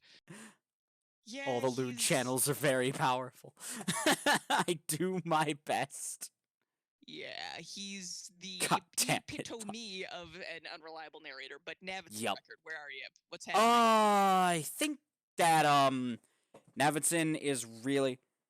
they just started discussing some of the issues, like, it's starting to really talk about some of the issues Navidson is having. And, like... Like, the house? What? No, his brother just showed up. Okay. His brother just started showing up, and, like, so there's a lot of the weird... Like, it talks a lot about the book, because who wrote it? That old man, something. Oh, his name starts with a Z. Zanabo or something. Yeah, Zenato, something Zanado, or, yeah, whatever. Yeah, anyway. I was talking about Navidson's, like, the relationship between his brother and Navidson. And him. Okay, yeah, and no, like... So you're in that... Yeah, and they, like, Navidson is already... The house has... Basically, Navidson has already taken measurements of the inside and outside of the house, and nothing's matching up, and it's getting worse. Mm-hmm. The implication is it's getting worse. So far, like, I mean, it opens pretty strong with Navidson finding that fucking, that room, that hallway thing that just did the hallway that wasn't there when they left. The one that connects the 2 rooms? The one that connects the 2 rooms that wasn't there when they left for vacation. And, before that, even just Navidson doing the fucking, and after that, Navidson, taking measurements of the inside and outside of the house and being like, just half an inch more on the inside of the house. Uh-huh. And now it's up to 3/4 of an inch. Or no, 5/8. I'm sorry, now it's 5/8 of an inch. So, I've got... You need to let me know. Mm-hmm. I'm going to beta hook and see how long it takes for you to grab it. Mm-hmm. Let me know when the other hallway shows up. Oh, fucking boy. I will definitely do that. Because that's a moment. I have no doubt that it is. You have no idea what you're getting into. You I have no fucking idea. That's what I like to hear. You are just like we are essentially just playing we're playing our like all characters are obviously extensions of ourselves and what have you. But you are just Havelock. That is all that's going on here. Like, Yersinia is, like, the most bitchy parts of me stuffed in a blender with Harrogate Nonagesimus, or Harrowhark Nonagesimus, but you are just Havelock. Havelock is a little more self-inserty than I normally get, but yes, this is true. Havelock will recklessly seek out dangerous knowledge.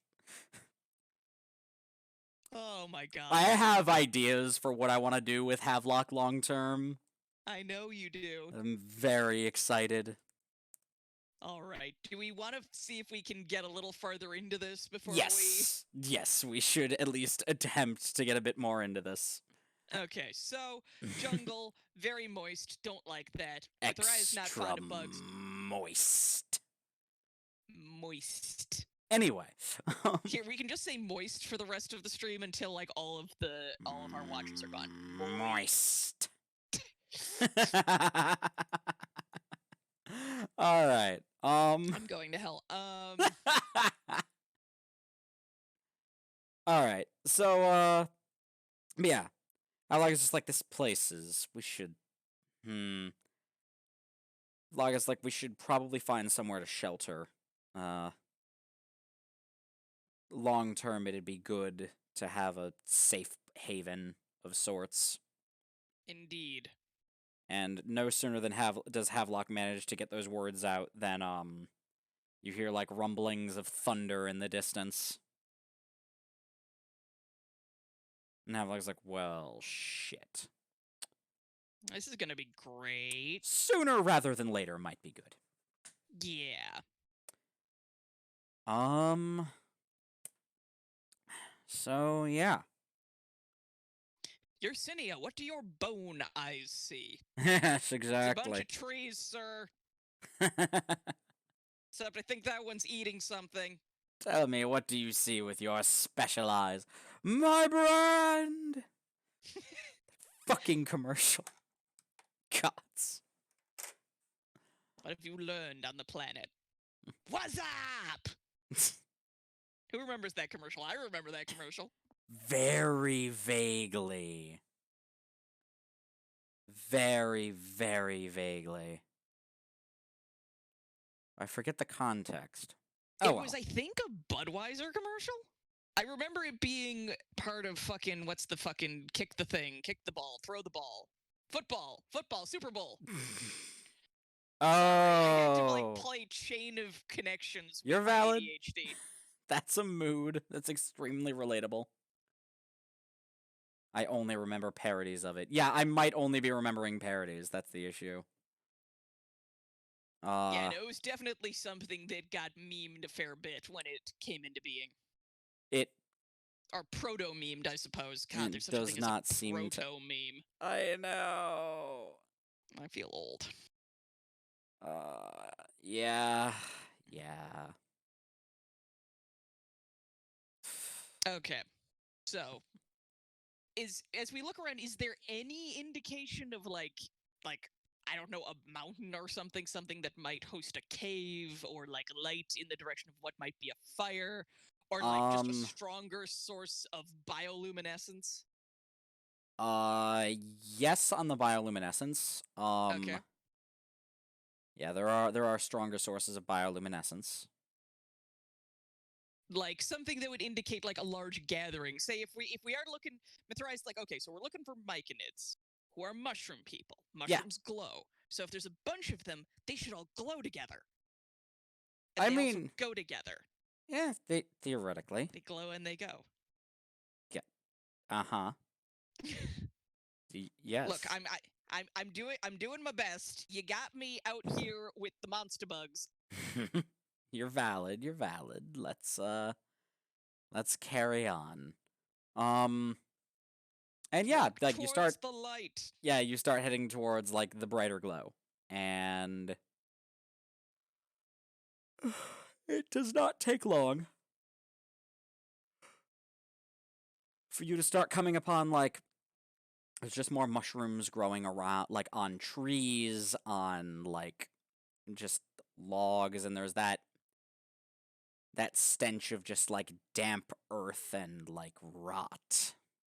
Lots and lots of rot. That tends to pervade, like, fucking just anywhere that mushrooms thrive, really. Mm-hmm. Yeah. Yeah, that distinctive decayed wood smell. Mm-hmm. And as you continue on, you start seeing mushrooms growing on, like... You start seeing, like, what look like decaying animals? Or, like, decaying... Corpses? No. Yeah, corpses, animals. Like, mushrooms growing out of that, and, like, different mushrooms, growing on different stuff. They bioluminesce different colors. Mm-hmm. I'm sorry, I'm imagining just, like, mushroom corpse rave! Kind of. Yeah. A little. More, gentle, I think. Not quite so stroby. Not very stroby, no. They're very...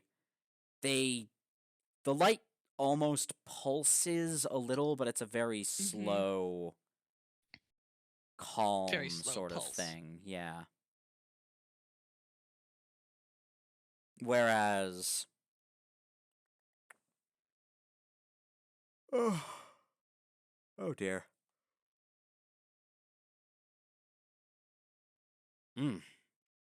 Right. Yeah, just these different colors. They're rather pretty to look at. Mm-hmm. And, Mithra just sees them growing out of bones, and she's like, I'm not about this. That's fair. You're fair. This makes sense. Not about this. Yep. It's okay, Mithriah. No one's going to hurt you. Your Yersinia wakes up again. You're shellacked. You're fine. Nothing can get into you. Okay, put me down. Yersinia kind of drops unceremoniously out of the rib cage. Welcome back to the world of the living, Yersinia. Living is one way to describe this. Well, you know. This is quite a fungus. Indeed. Oh, right, yeah. You could say... She turns and looks at Havelock God with damn the it. shit-eating grin of somebody about to make a really bad pun. Yep. Havelock already has a look of, like, just, oh no, on their... Don't you dare. Don't you dare. Just, no, like, Havelock's not even like that. They just look resigned. There's a fungus among us. Yep. There that is. Excellent. Good. Okay, Couldn't now have that hoped we've for got better. that out of our system. Mm-hmm. So... That does seem to be the question. There's... Well, whatever this is, whatever these... Mushrooms are good at eating flesh. They're not usually quite so partial to calcium. What the... See... Hello? I don't know! I fixed it. Problem is solved. Voices from... I'm sorry. Now I'm picturing the mushrooms speaking in that voice. God, whatever no. that was. Nope. All these mushrooms speak in the voice of telemarketers, everybody. God, I hope not. And automated, like, systems to, like, hate this. I hate those so much. It's the worst. I spent My God. futile time trying to call the post office the other day. I knew it was not gonna work, but I had to try anyway. Yep. I had a friend who worked at the DMV. And, no. One time, when we were role-playing, they played the part of this, like, blandly nice clerk. And it was just too fucking real. It was too real. It was profoundly, wildly uncomfortable. Oh my God. Okay. So, again, Yersinia is, Mithraia is like casually is just kind of low key facing into a tree and getting hysterical. Mm-hmm. Yersinia is fascinated. Yeah, I was about to mention Yersinia in specific. The mushrooms especially are like teeming with thanic energy. Interesting. So obviously she smells that. Oh Yersinia yeah, can smell that this place because everything reeks stinks of it. Yeah, no, Yersinia's like, this so what is overwhelming. so she just casually grabs one of them and like one of the mushrooms and cracks it off. Mm-hmm. Take a look at this. These things aren't just eating, they're not just eating the flesh, and they aren't just eating the bones. They seem to be eating all of it and puking out death energy.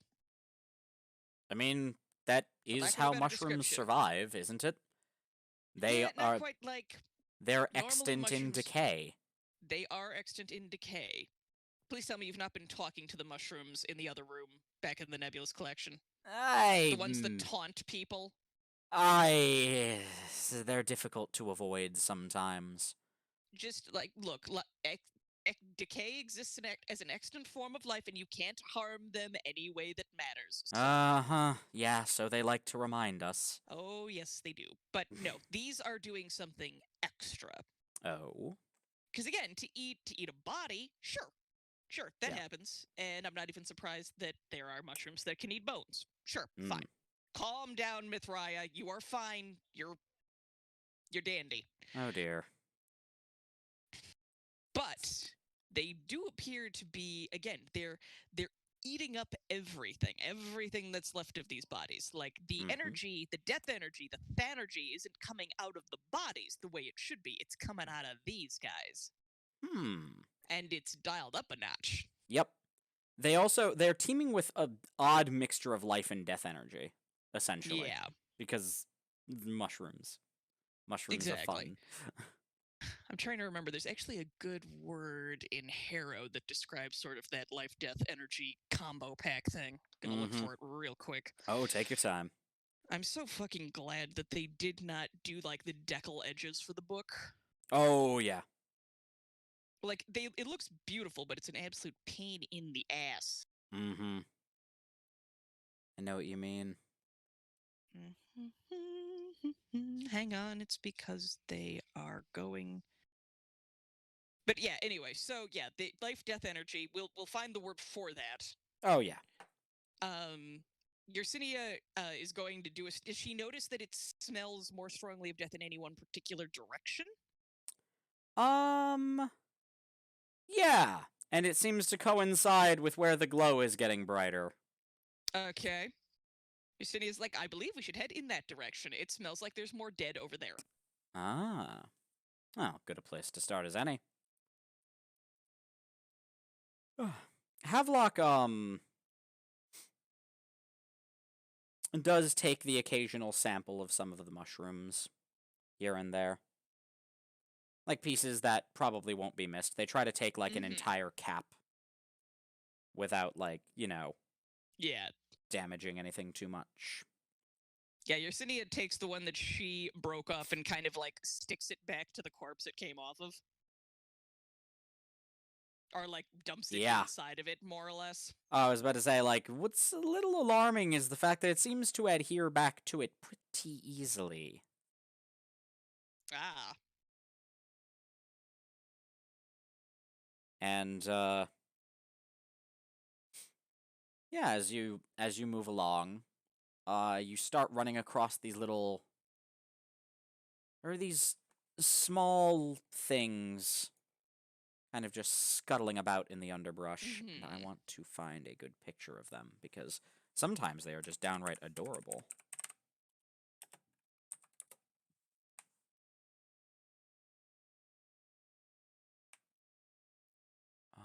Let's see. And they just come in all variety of, like, odd little things. Yeah. see if I can find a good one. Here you go. Wait, nope, wrong channel. Hold on. General VC share, VC share. I have a picture. See, like, stuff that looks kind of like this. And they're, like, small. Like, the size of, like, maybe a small dog. Some of them are... I think the biggest they get is maybe a small dog. And some of them are much smaller. Aw, it's adorable. Yeah. I know. Ooh, this one. You also see some that look like this. They take on a variety of appearances. Very fungoid. I know. That one seems perfect. But, yeah.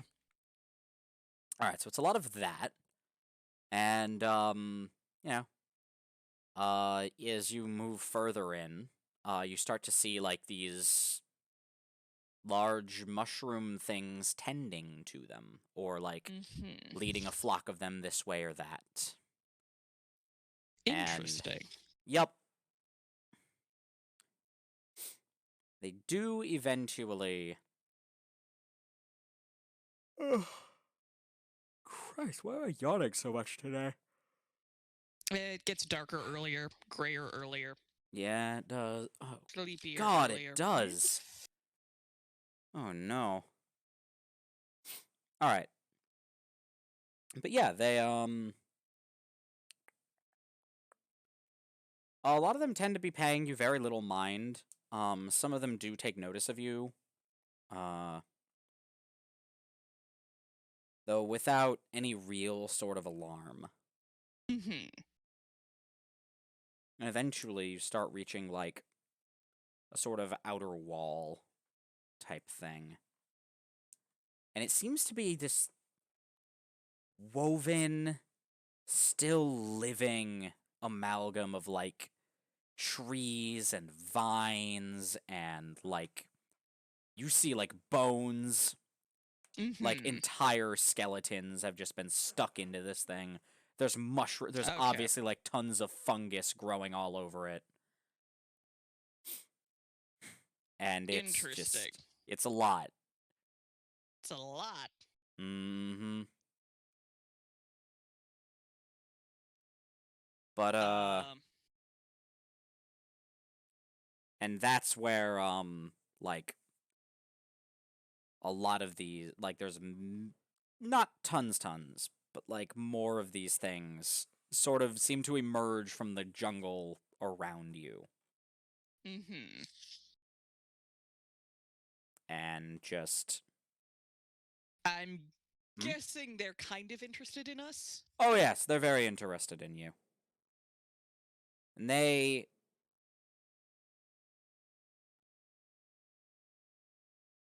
don't... Does anyone speak mushroom?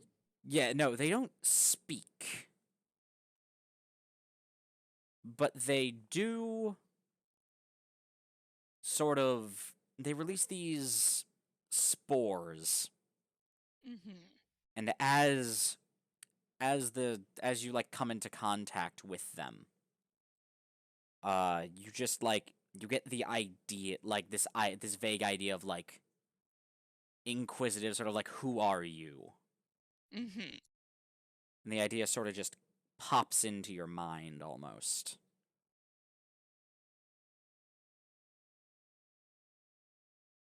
Yersinia looks at, Havelock. What are we? The rescue team? And Havelock... The reinforcements? Something like that. And Havelock is just calmly tells them, then, like, we're here to help. We hear you've been having some trouble, and we're here to help you recover something that was taken from you. And, they nod, and in, like, another puff of spores, and they... These spores bioluminesce as well, but they, and you just get the feeling that you should follow. And they lead you towards, like, what amounts to a sort of longhouse. It's just like it's one of the central buildings in this whole Yeah. place, and all of the buildings seem to be made of that same stuff the walls are made of. This, like, you can tell in specific that there's living plants in there. Yeah. But there are just as many mushrooms and like funguses and molds thriving in it. Like it builds itself and eats itself. Yep, that seems to be the theme of it. Like the outer shell is a lot of living matter, and the insides are all just mushrooms and fungi and whatever else they seem to be feeding to it. There's plenty of dead bodies mixed in there, a lot of bone. And yeah, they lead you to what is like the biggest building in the place, and sitting there is Das Uber Mushroom. Exactly. Let me see if I can find a good image for them. I have a couple ideas. Yeah,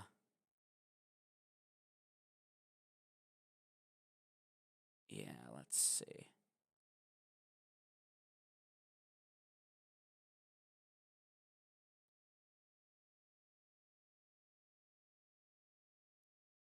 Yeah, this is actually a pretty good.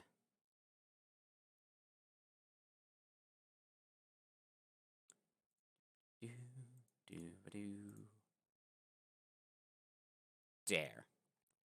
Sitting there is this thing. It seems to be just calmly sitting there, surrounded, absolutely teeming with more of those like little creatures scuttling around them. Well, that's a lot. Mm-hmm. Hi. Hello. Oh god, this one talks. You're the assistance we requested from your, oh, what was your word for it? Organization? Yes. Yes. Our fungal body, as it were. That is a helpful analog.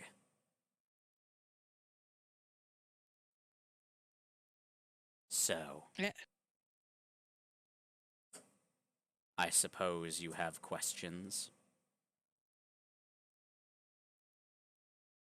Yes? A quick, brief summary of the experiences from your perspective would be nice, just to get started. All right. Well, I, as a sort of progenitor of my colony,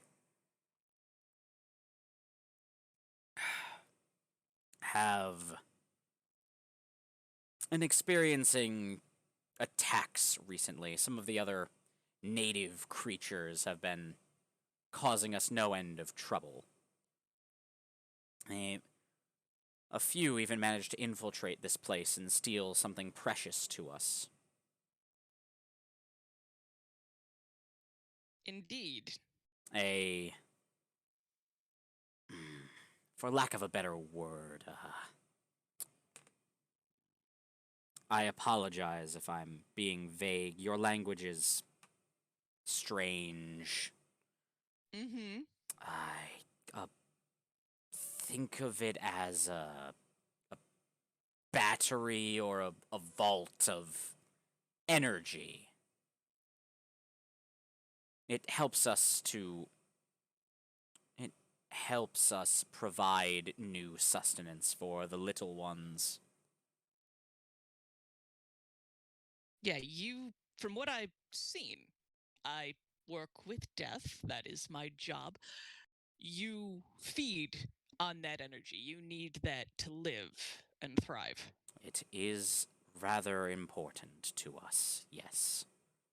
Indeed.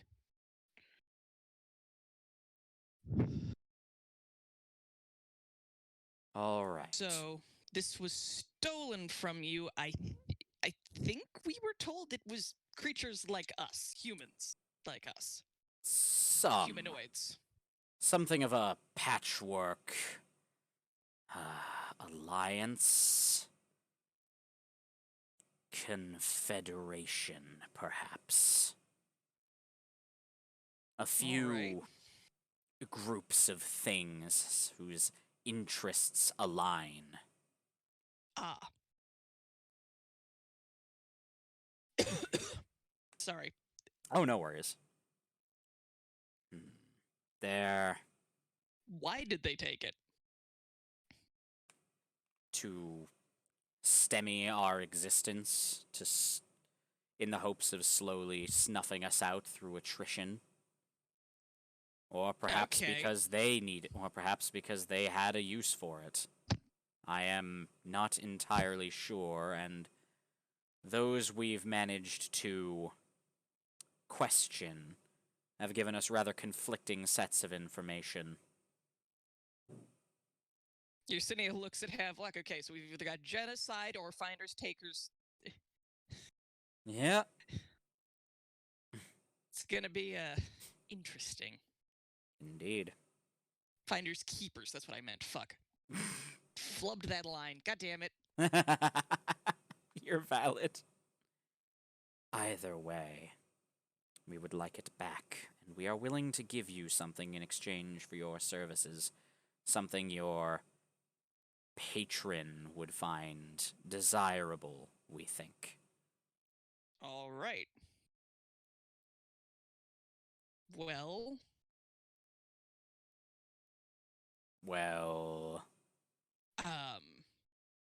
I think for right now, we should probably get our bearings. Yersinia's kind of glancing at Havelock, doing the eyebrow raise of the I'm making decisions for us. I hope you're all right with that. Havelock just, nods. And I guess we will see where this goes and try to find these thieves in the morning. Do you guys have a morning? A day cycle? In the forest, it is rather difficult to tell. I'm guessing the humans live outside of the forest. Yes. Light is deleterious difficult to you. For our kind. Light, if there is any to be found, it does not exist here. All right.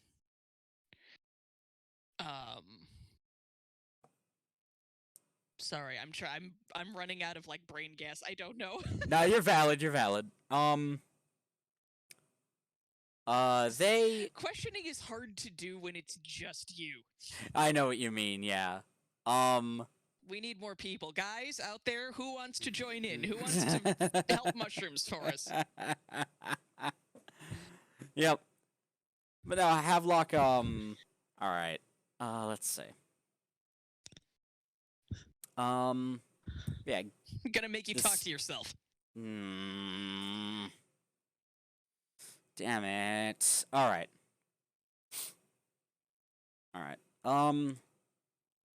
So, what exactly are we up against? What has been causing you issues of late? This large... this rather large thing, almost chortles to itself for a moment before,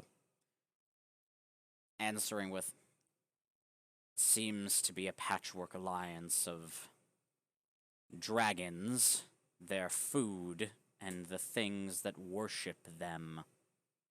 Your kind, humans. Many of the ones, what few remain here, tend to worship the dragons as the apex predators of this place. It has been a long while since a dragon fell in the jungles here. Such a thing would make for a massive expansion of our colony.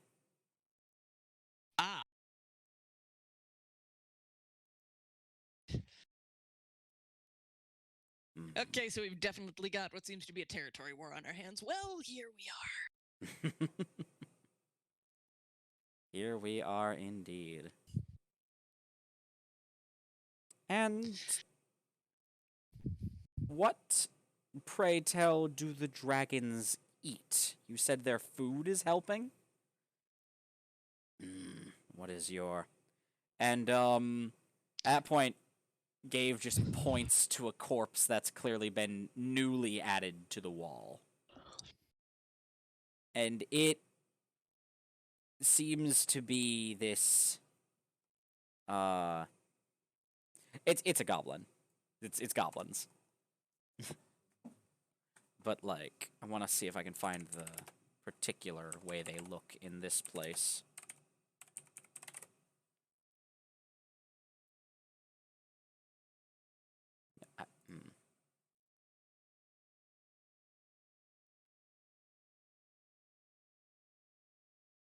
Yeah, that's right. Here we go.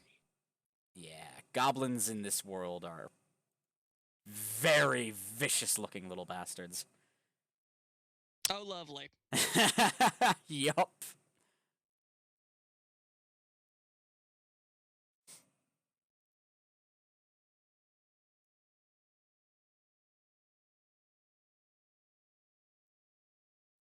Okay, so these are the food? Yes, the dragons consume them often, but they breed so...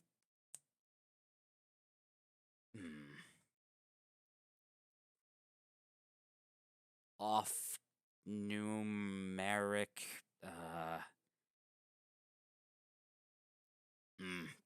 There are many of them.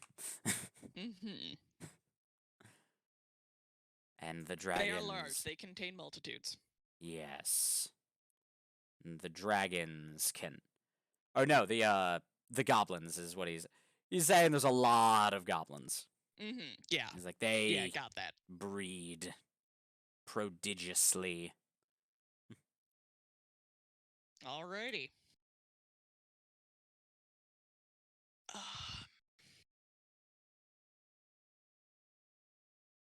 Yeah. We will need to... Gonna have to figure that one out. If you can get back what was taken from us and perhaps help us turn the tide.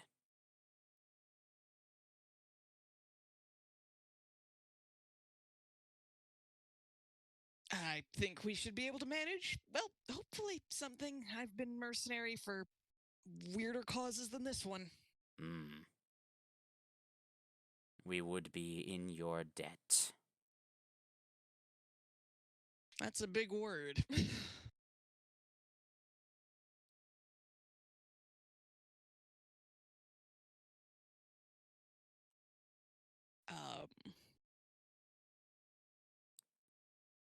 In the meantime, we have prepared a shelter for you.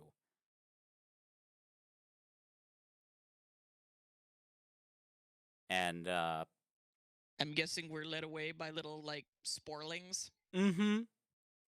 It's very cute. It's like the little ones will show you the way. If you have need of anything, I will remain here for the time being.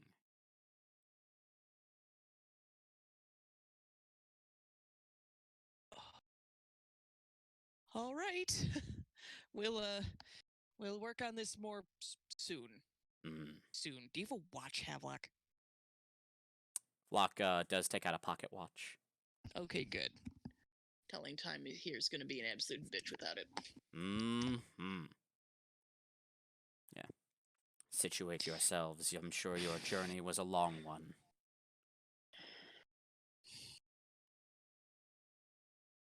Return to me when you are ready to begin. And with that, the little guys all just kind of lead you away. Aww. I know, it's so cute.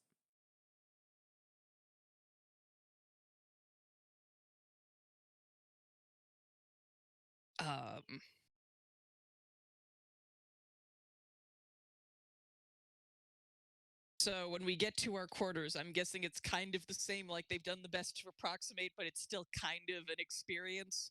Uh-huh. Yeah. The shelter they give you is a lot like all the others they have. It's just a little less. They haven't left any carcasses affixed to the walls in this one. Important. At least not on the inside of the building. Very important. Yeah. Beyond that, there's not exactly a lot in terms of amenities, but, you know, you don't need tons. There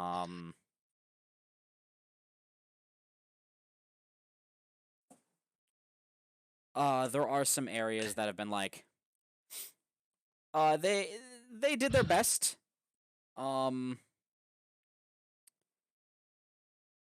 Table is sort of a thing that's there. It's not much of a table. It's more just a half of a. It's just a large flat piece of wood. It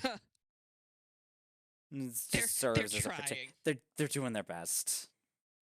And beyond that, there's like some piles of soft, just combination of like plant and fur. It's like soft piles of something to rest on. And it's about the gist of it, to be fair. This place is not. They don't really have like doors or anything. Yeah. Looks like we'll make it work. Yeah. So, what are you thinking? As in character or not? In character. I'm thinking that this is liable to be more complicated than we initially thought. Dragons are a lot. Isn't it always? I mean, we've got Nibirias, but... Dragons are still a lot. Yeah. Especially on this place. We're going to have to figure out how to get out of here. Not in the sense of leaving them, but in the sense of it seems, I don't think there's a lot of humans in these woods. Just going out on a limb there. I don't think there's a lot of humans in this world, from what he said. Nope, couple stragglers and goblins, which I'm sure that's going to be fun. Oh, yeah. Vicious little things from the look of them. Indeed. Still, either way, we'll make it work. Indeed. In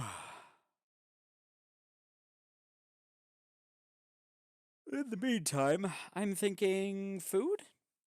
And we make what preparations we can. Absolutely. And gives me an idea. And Havelock does continue to, like, harvest a few of the different types of, like, glowing mushroom here and there. And then sits down and takes out their little alchemist kit. And begins, poking and prodding. Yep. Just, you know, tossing them in with different reagents to see what happens. And, iridescent salad. And eventually, just, after, you know, checking to see that they're not particularly toxic, just shrugs and eats part of one. Yersinia watches this happen and goes, you know, all mushrooms are edible, but some are only edible once. Of course, that's not really a concern you have. No, having eaten poison things before, that is absolutely a concern I have. Just because my body can't die doesn't mean I don't experience all of the aspects of being poisoned. Related, but also unrelated. Have you seen that thing I posted about the scientists who accidentally got high on Amanita muscarias? No. I'll make sure. Here, hang on. You know what? I'm gonna find it. I'm gonna post it Please into do. our Discord because That But continue. sounds lovely. But yeah, It's hilarious. and Havelock's like, yeah, no, the last time I ate something particularly poisonous, I collapsed, fucking had what I think was just one long seizure for about half an hour and spent about a week shitting blood. It was terrible. I don't recommend that. No, neither do I. Can't say it was an experience I'd like to repeat. Oh, I was foaming at the mouth for a couple of days, too. It was awful. Anyway, yeah. Funny thing about potassium cyanide, really does take a while to get out of your system. Mm-hmm. Deeply you best be careful with mushrooms. Most of what they tend to affect is the liver, and given all the stuff you're into, there might not be much of it left. Oh, I'm sure what's left of my liver is just fine. Havelock taps where their liver is. But, no, more than that. That's what the reagents are for. And Havelock, like, does show you actually, like, shows you, like, a few pieces of the mushrooms sitting in different reagents. If it reacted to any of these, I would have known it was extremely toxic. As it is... Good eating. Poisonous, careful now. I unravel the very fabric of reality! Yes! I love this scene. I knew you would. I knew you would. And above it is the article. Ah, thank you. Because it involves such fantastic lines as... Let's see...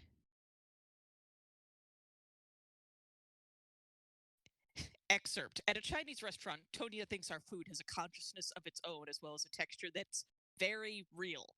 She also thinks everyone in the restaurant is high and that Lawrence likes Republicans, although he's earlier made it clear that he doesn't.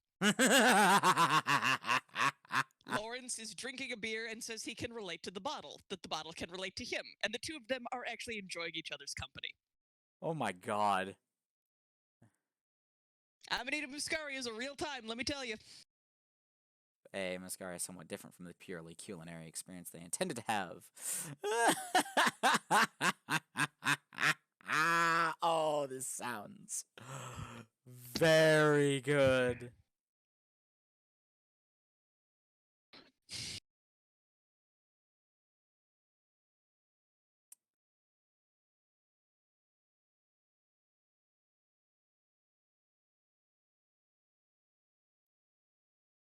Okay, so... Right.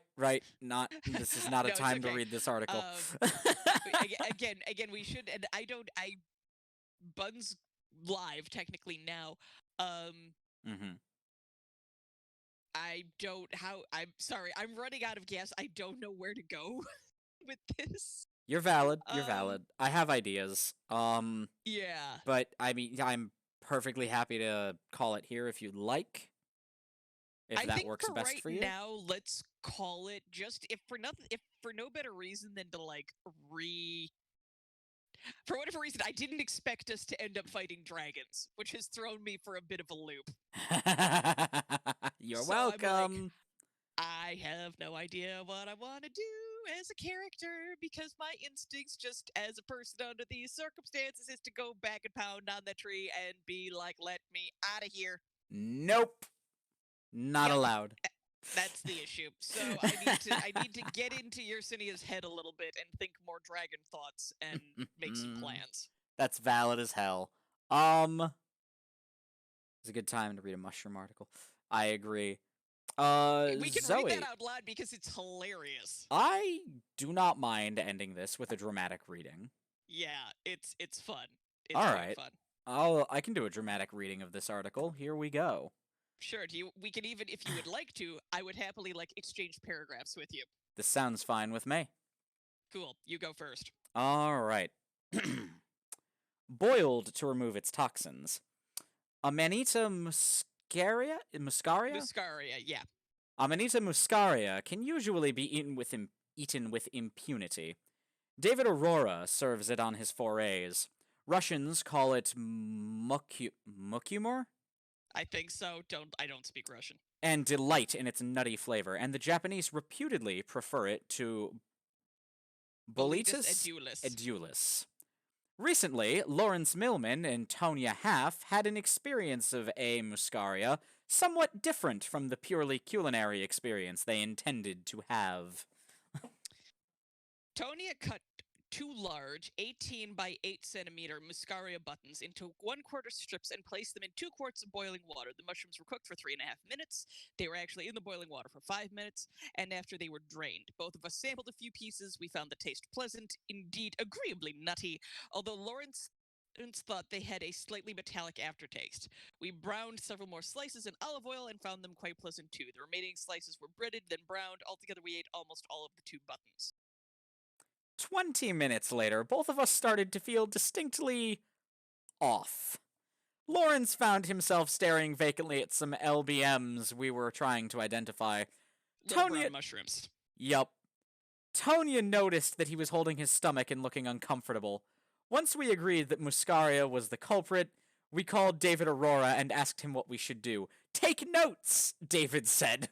So what follows are the notes we took during the experience. 1856. We ate A. muscaria at 6 p.m. Tonya was initially feeling hot, but now she's feeling cold. Her sense of smell is heightened. Lawrence can't seem to concentrate on identifying our mushrooms. 1909. Tonya is slurring her words, her pupils are dilated, and there's a lump in her throat. She finds the cedar-like odor of Camerophilus? Russo Coraceus? Fuck! I think so. Quite cloying. It's fine. Her upper lip is sweaty, her stomach is mildly queasy, while Lawrence's stomach is very queasy. Tonya's fingers are clammy. She says her arms are unusually goosebumpy. The cedar-like odor of the waxy cap is really bothering her now. Music's bothering her too. Bob Dylan driving me up a wall. Lawrence retreats to the bathroom. 1923. Having vomited up some of the muscaria, Lawrence says he feels quite a bit better, or at least his stomach feels better. The rest of him feels buzzed and more or less out of it. He also feels quite hot. 1927. Tonya's experiencing a heightened sense of touch. Lawrence's fingers on her forehead seem to be burning a cold hole in her. There's an acute pain in her eye, but it soon goes away. Lawrence still has a slight buzz, very different, he says, from the experience of being drunk. He remarks that he's glad he's not a Siberian shaman. Note, Siberian shamans eat muscaria for ritualistic purposes. 1938. Our highs seem to have stabilized. Lawrence is again trying to identify some of our mushrooms. Tonya says she feels almost normal, whereas Lawrence says he can't feel normal because he isn't. Mood. 1953. Tonya is starting to feel a bit hungry. Lawrence's head feels like foam. Yin, we need to find these mushrooms. You don't want to. Oh no. It's not the high that would bother, it's the puking. Oh yeah, no, nausea is never a good time. There's a lot of vomiting that typically goes into getting high on these suckers, and thanks, no thanks. No. Some shrooms can be fun. Tonya feels nope, yep. 20. 2000. Tonya feels dizzy when she rolls her eyes, also sort of sleepy. Lawrence succeeds in identifying a mycena. 2030. But, Cat, no, just because I'm talking about plants doesn't mean you get to eat trees. Sorry. Tony's feeling clumsy and poorly coordinated, but otherwise okay. Lawrence can't seem to dial a friend's phone number, and likewise can't close the sliding door without getting his hand stuck in it. Also, he says the mushrooms we're trying to ID are talking to him. Oh, fucking boy.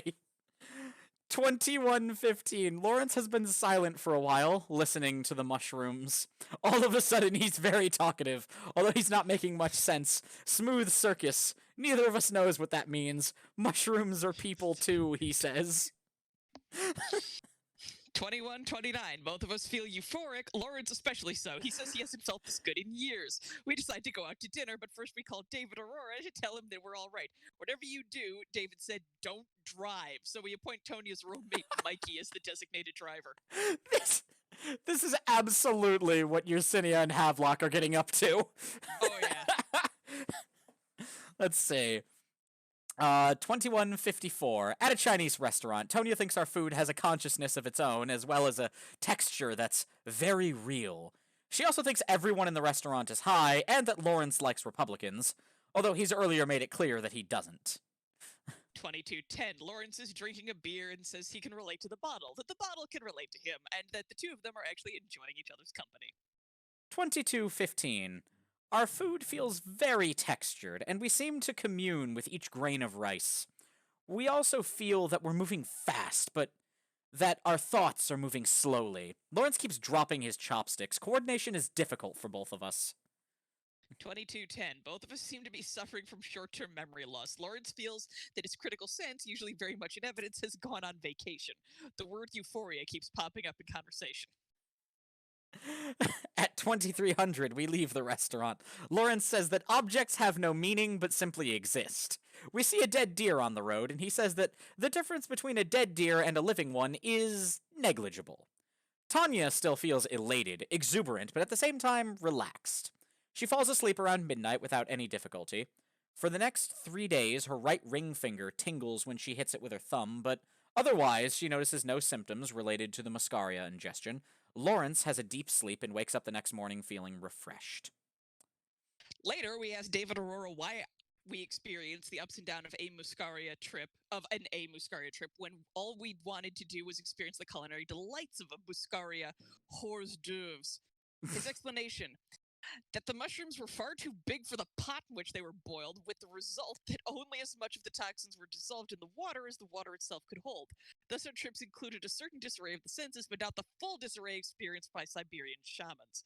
And thus, too, our trips did not require a different sort of trip, i.e., to the hospital. Editor's note: as they say on TV, do not try this in your own kitchen. For a great culinary experience, I think I will stick with so many good and safe edibles. Yeah, I was about to say, I'm like, there are shrooms that won't do that to you. Holy shit. Nope. Yeah, no, like, as an amateur mycologist, there's plenty of things that are in the fungus family that you can happily eat. Mm-hmm. And then there's ones that may be kind of a bad time, and then there's the ones that will just straight up murder you, and then there's the ones that just will make you wish you were dead. And it seems like Muscaria is kind of in that last group. It won't kill you, Mm-hmm. but like, there's actually a really good, it was who remembers crack.com? Oh, Back Cracked? like, yeah. They're on their YouTube page. I don't even know if this is still up. I think it may be down now. They had like a group of people were testing old methods of like, oh, old-timey ways to get high? yes, you remember the soma? The one where it was, where, like, the specific method of getting high was you feed it to a goat and then drink the goat's piss? No. Well, actually, that is one method of Muscaria ingestion. Because that's a safe way to do things. Pee. Yeah, that was it. Yeah. Yeah, because reindeer can just eat the Muscaria and it doesn't seem to bother them at all. Yep. Like, it makes them a little randier, but, like... Yeah, but the toxins still, or the stuff that gets you high still exist in its urine, so you just drink that. Exactly. And then you can also experience the joy of these things. But yeah, no, in the video, they,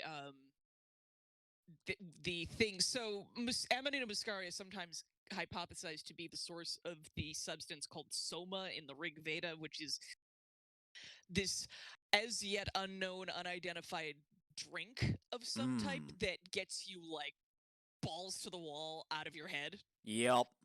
It's been the subject of more study and more people consuming weird-ass bullshit in an effort to get high than just about any other substance on Earth. Yeah. And muscaria is sometimes hypothesized to be the source. And so, for this video, they don't tell you how they do it, though I'm going to climb out on a limb, and I think they probably just steeped the caps in milk, which, again, we know that milk was part of the basis of this stuff. Ah, that makes sense. And then they all drank it. And oh boy. One person got wildly high. Like, I can see sound, I can see the fabric of reality. Oh boy. That kind of high. Everybody else just spent, like, the rest of the video puking. Oh no. So, yeah, guys, don't.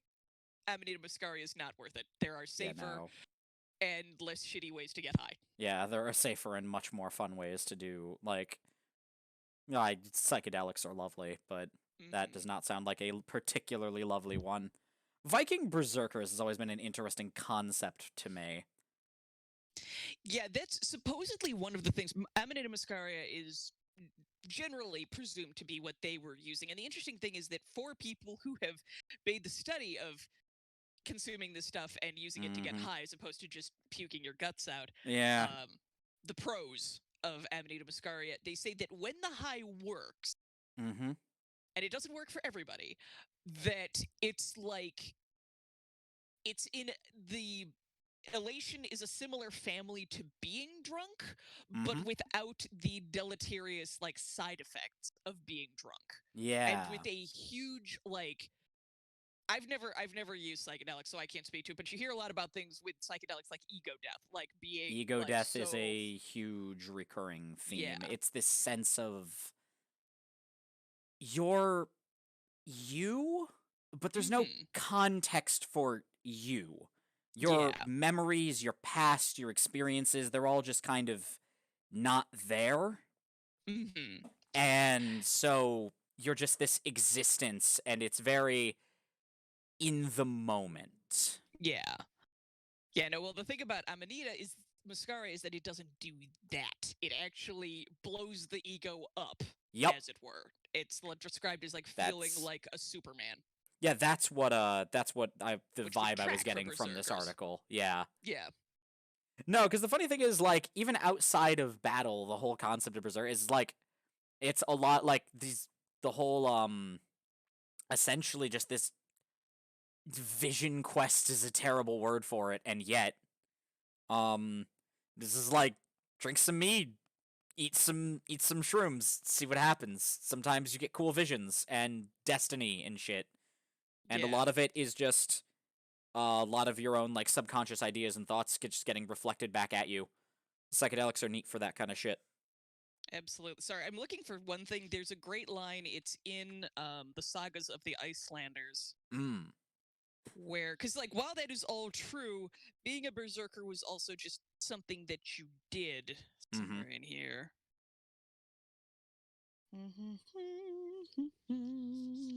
Weren't berserkers actually called that because they just wore bear skins? Like, yeah, no, isn't that exactly what it was it. about? It just means bear shirt. Yep.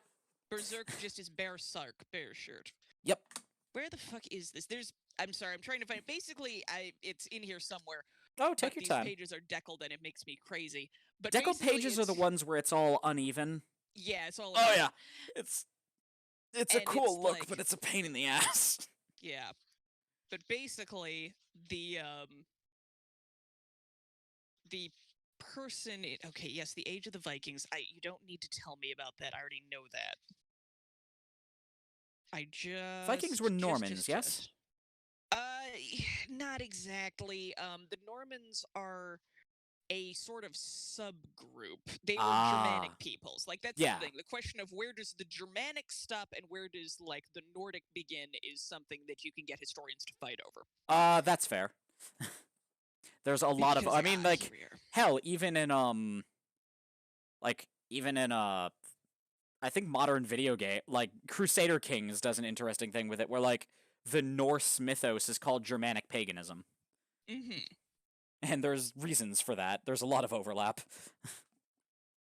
Hell, even the Russians were originally, I believe they were originally a Viking tribe. They were the Rus. Like, that's... And, again, that's another thing that you can get historians punching each other over, is how... Because there is definitely, like, cultural sharing that's going on between, like, the Kievan Rus and what we think of classically as Vikings, but whether one was the other in a more potent way, yeah, you can... Again, historians will start clocking each other over that. Also, I found it. Cool, what do you got? This is the first paragraph of the first of the Sagas of the Icelanders. Hell yeah. There was a man named Ulf, the son of Bjalfi and of Halbera, the daughter of Ulf the Fearless. She was sister of Halbjorn Half-Troll from Hrafnista, the father of Ketil Hang. Ulf was so big and strong that no man was a match for him, and he was still only a youth when he became a Viking and went raiding. His companion was Kari from Burl, a man of high birth who had the strength and courage to perform great deeds. Kari was a berserk. Period. Period. That's it. Kari was a berserk is a whole sentence. And then finally, he and Ulf shared all they owned and were close friends. Yep. Like, it's something I love about these. Is just what if very, historians thought we were very close friends? What if we were both Viking? What if we kissed on a Viking warship, but we were both berserkers? Exactly. Unless. God damn it. Okay. So with that. Yep. I think I need to order some fucking food. That is a mood. I should go acquire some food of mine very own. Thank you for joining me. It was lovely. Thank you. This Sorry, was I completely fun if a bit chaotic towards the end. Oh, listen, I did some nonsense, and that's just how it happened. Don't worry about it. Oh we can get back to it next week. Absolutely. And maybe we'll have a new friend along for the ride. Yeah. If anybody out there wants to join in, just DM me or Yeen. Yeah, one or the other. Mm-hmm. Yeah, and for anyone who doesn't know, my channel is called Cacklecraft. I mostly do crafting stuff over there, though currently we are learning tarot cards. So please feel I did free tarot readings. Those are fun. Yeah, they are. So I've yet to be wrong. Indeed. So yeah, feel free to show up for that, and yeah, it's cackle_craft. All right. And thank you all for joining us tonight. Or DM me if you want a pizza roll. Ooh. All right, now, this is such an unusual circumstance for me. I very rarely end games in any time that lets me actually raid into other people.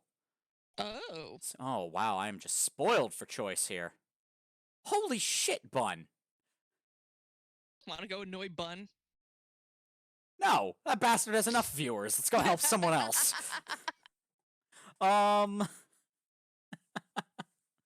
Have ideas. Oh yeah, so, DM me? We'll talk, because I'm happy to have you along for this if you want.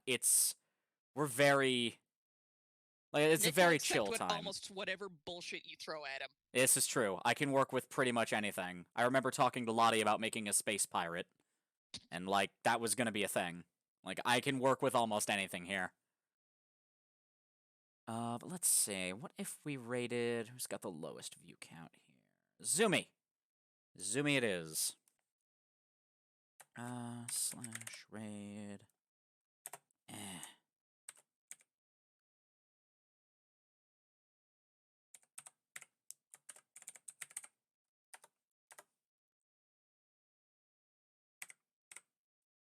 I think that's how we do it. I did it! Yay! That's the way. We rate it. I'm dating myself. They're doing a multi-stream. Yeah, oh yeah, I know Bun and Lottie are doing a multi-stream with someone else. I forget who. I think Zoomy's in there. Oh, Zoomy might be the third person. Well, whatever. Cool. Zoomy's awesome. Let's go support Zoomy. Let's. Alright, well, good night, everyone. It has been lovely getting to do this for you. And I hope it was as interesting for you as it was for us.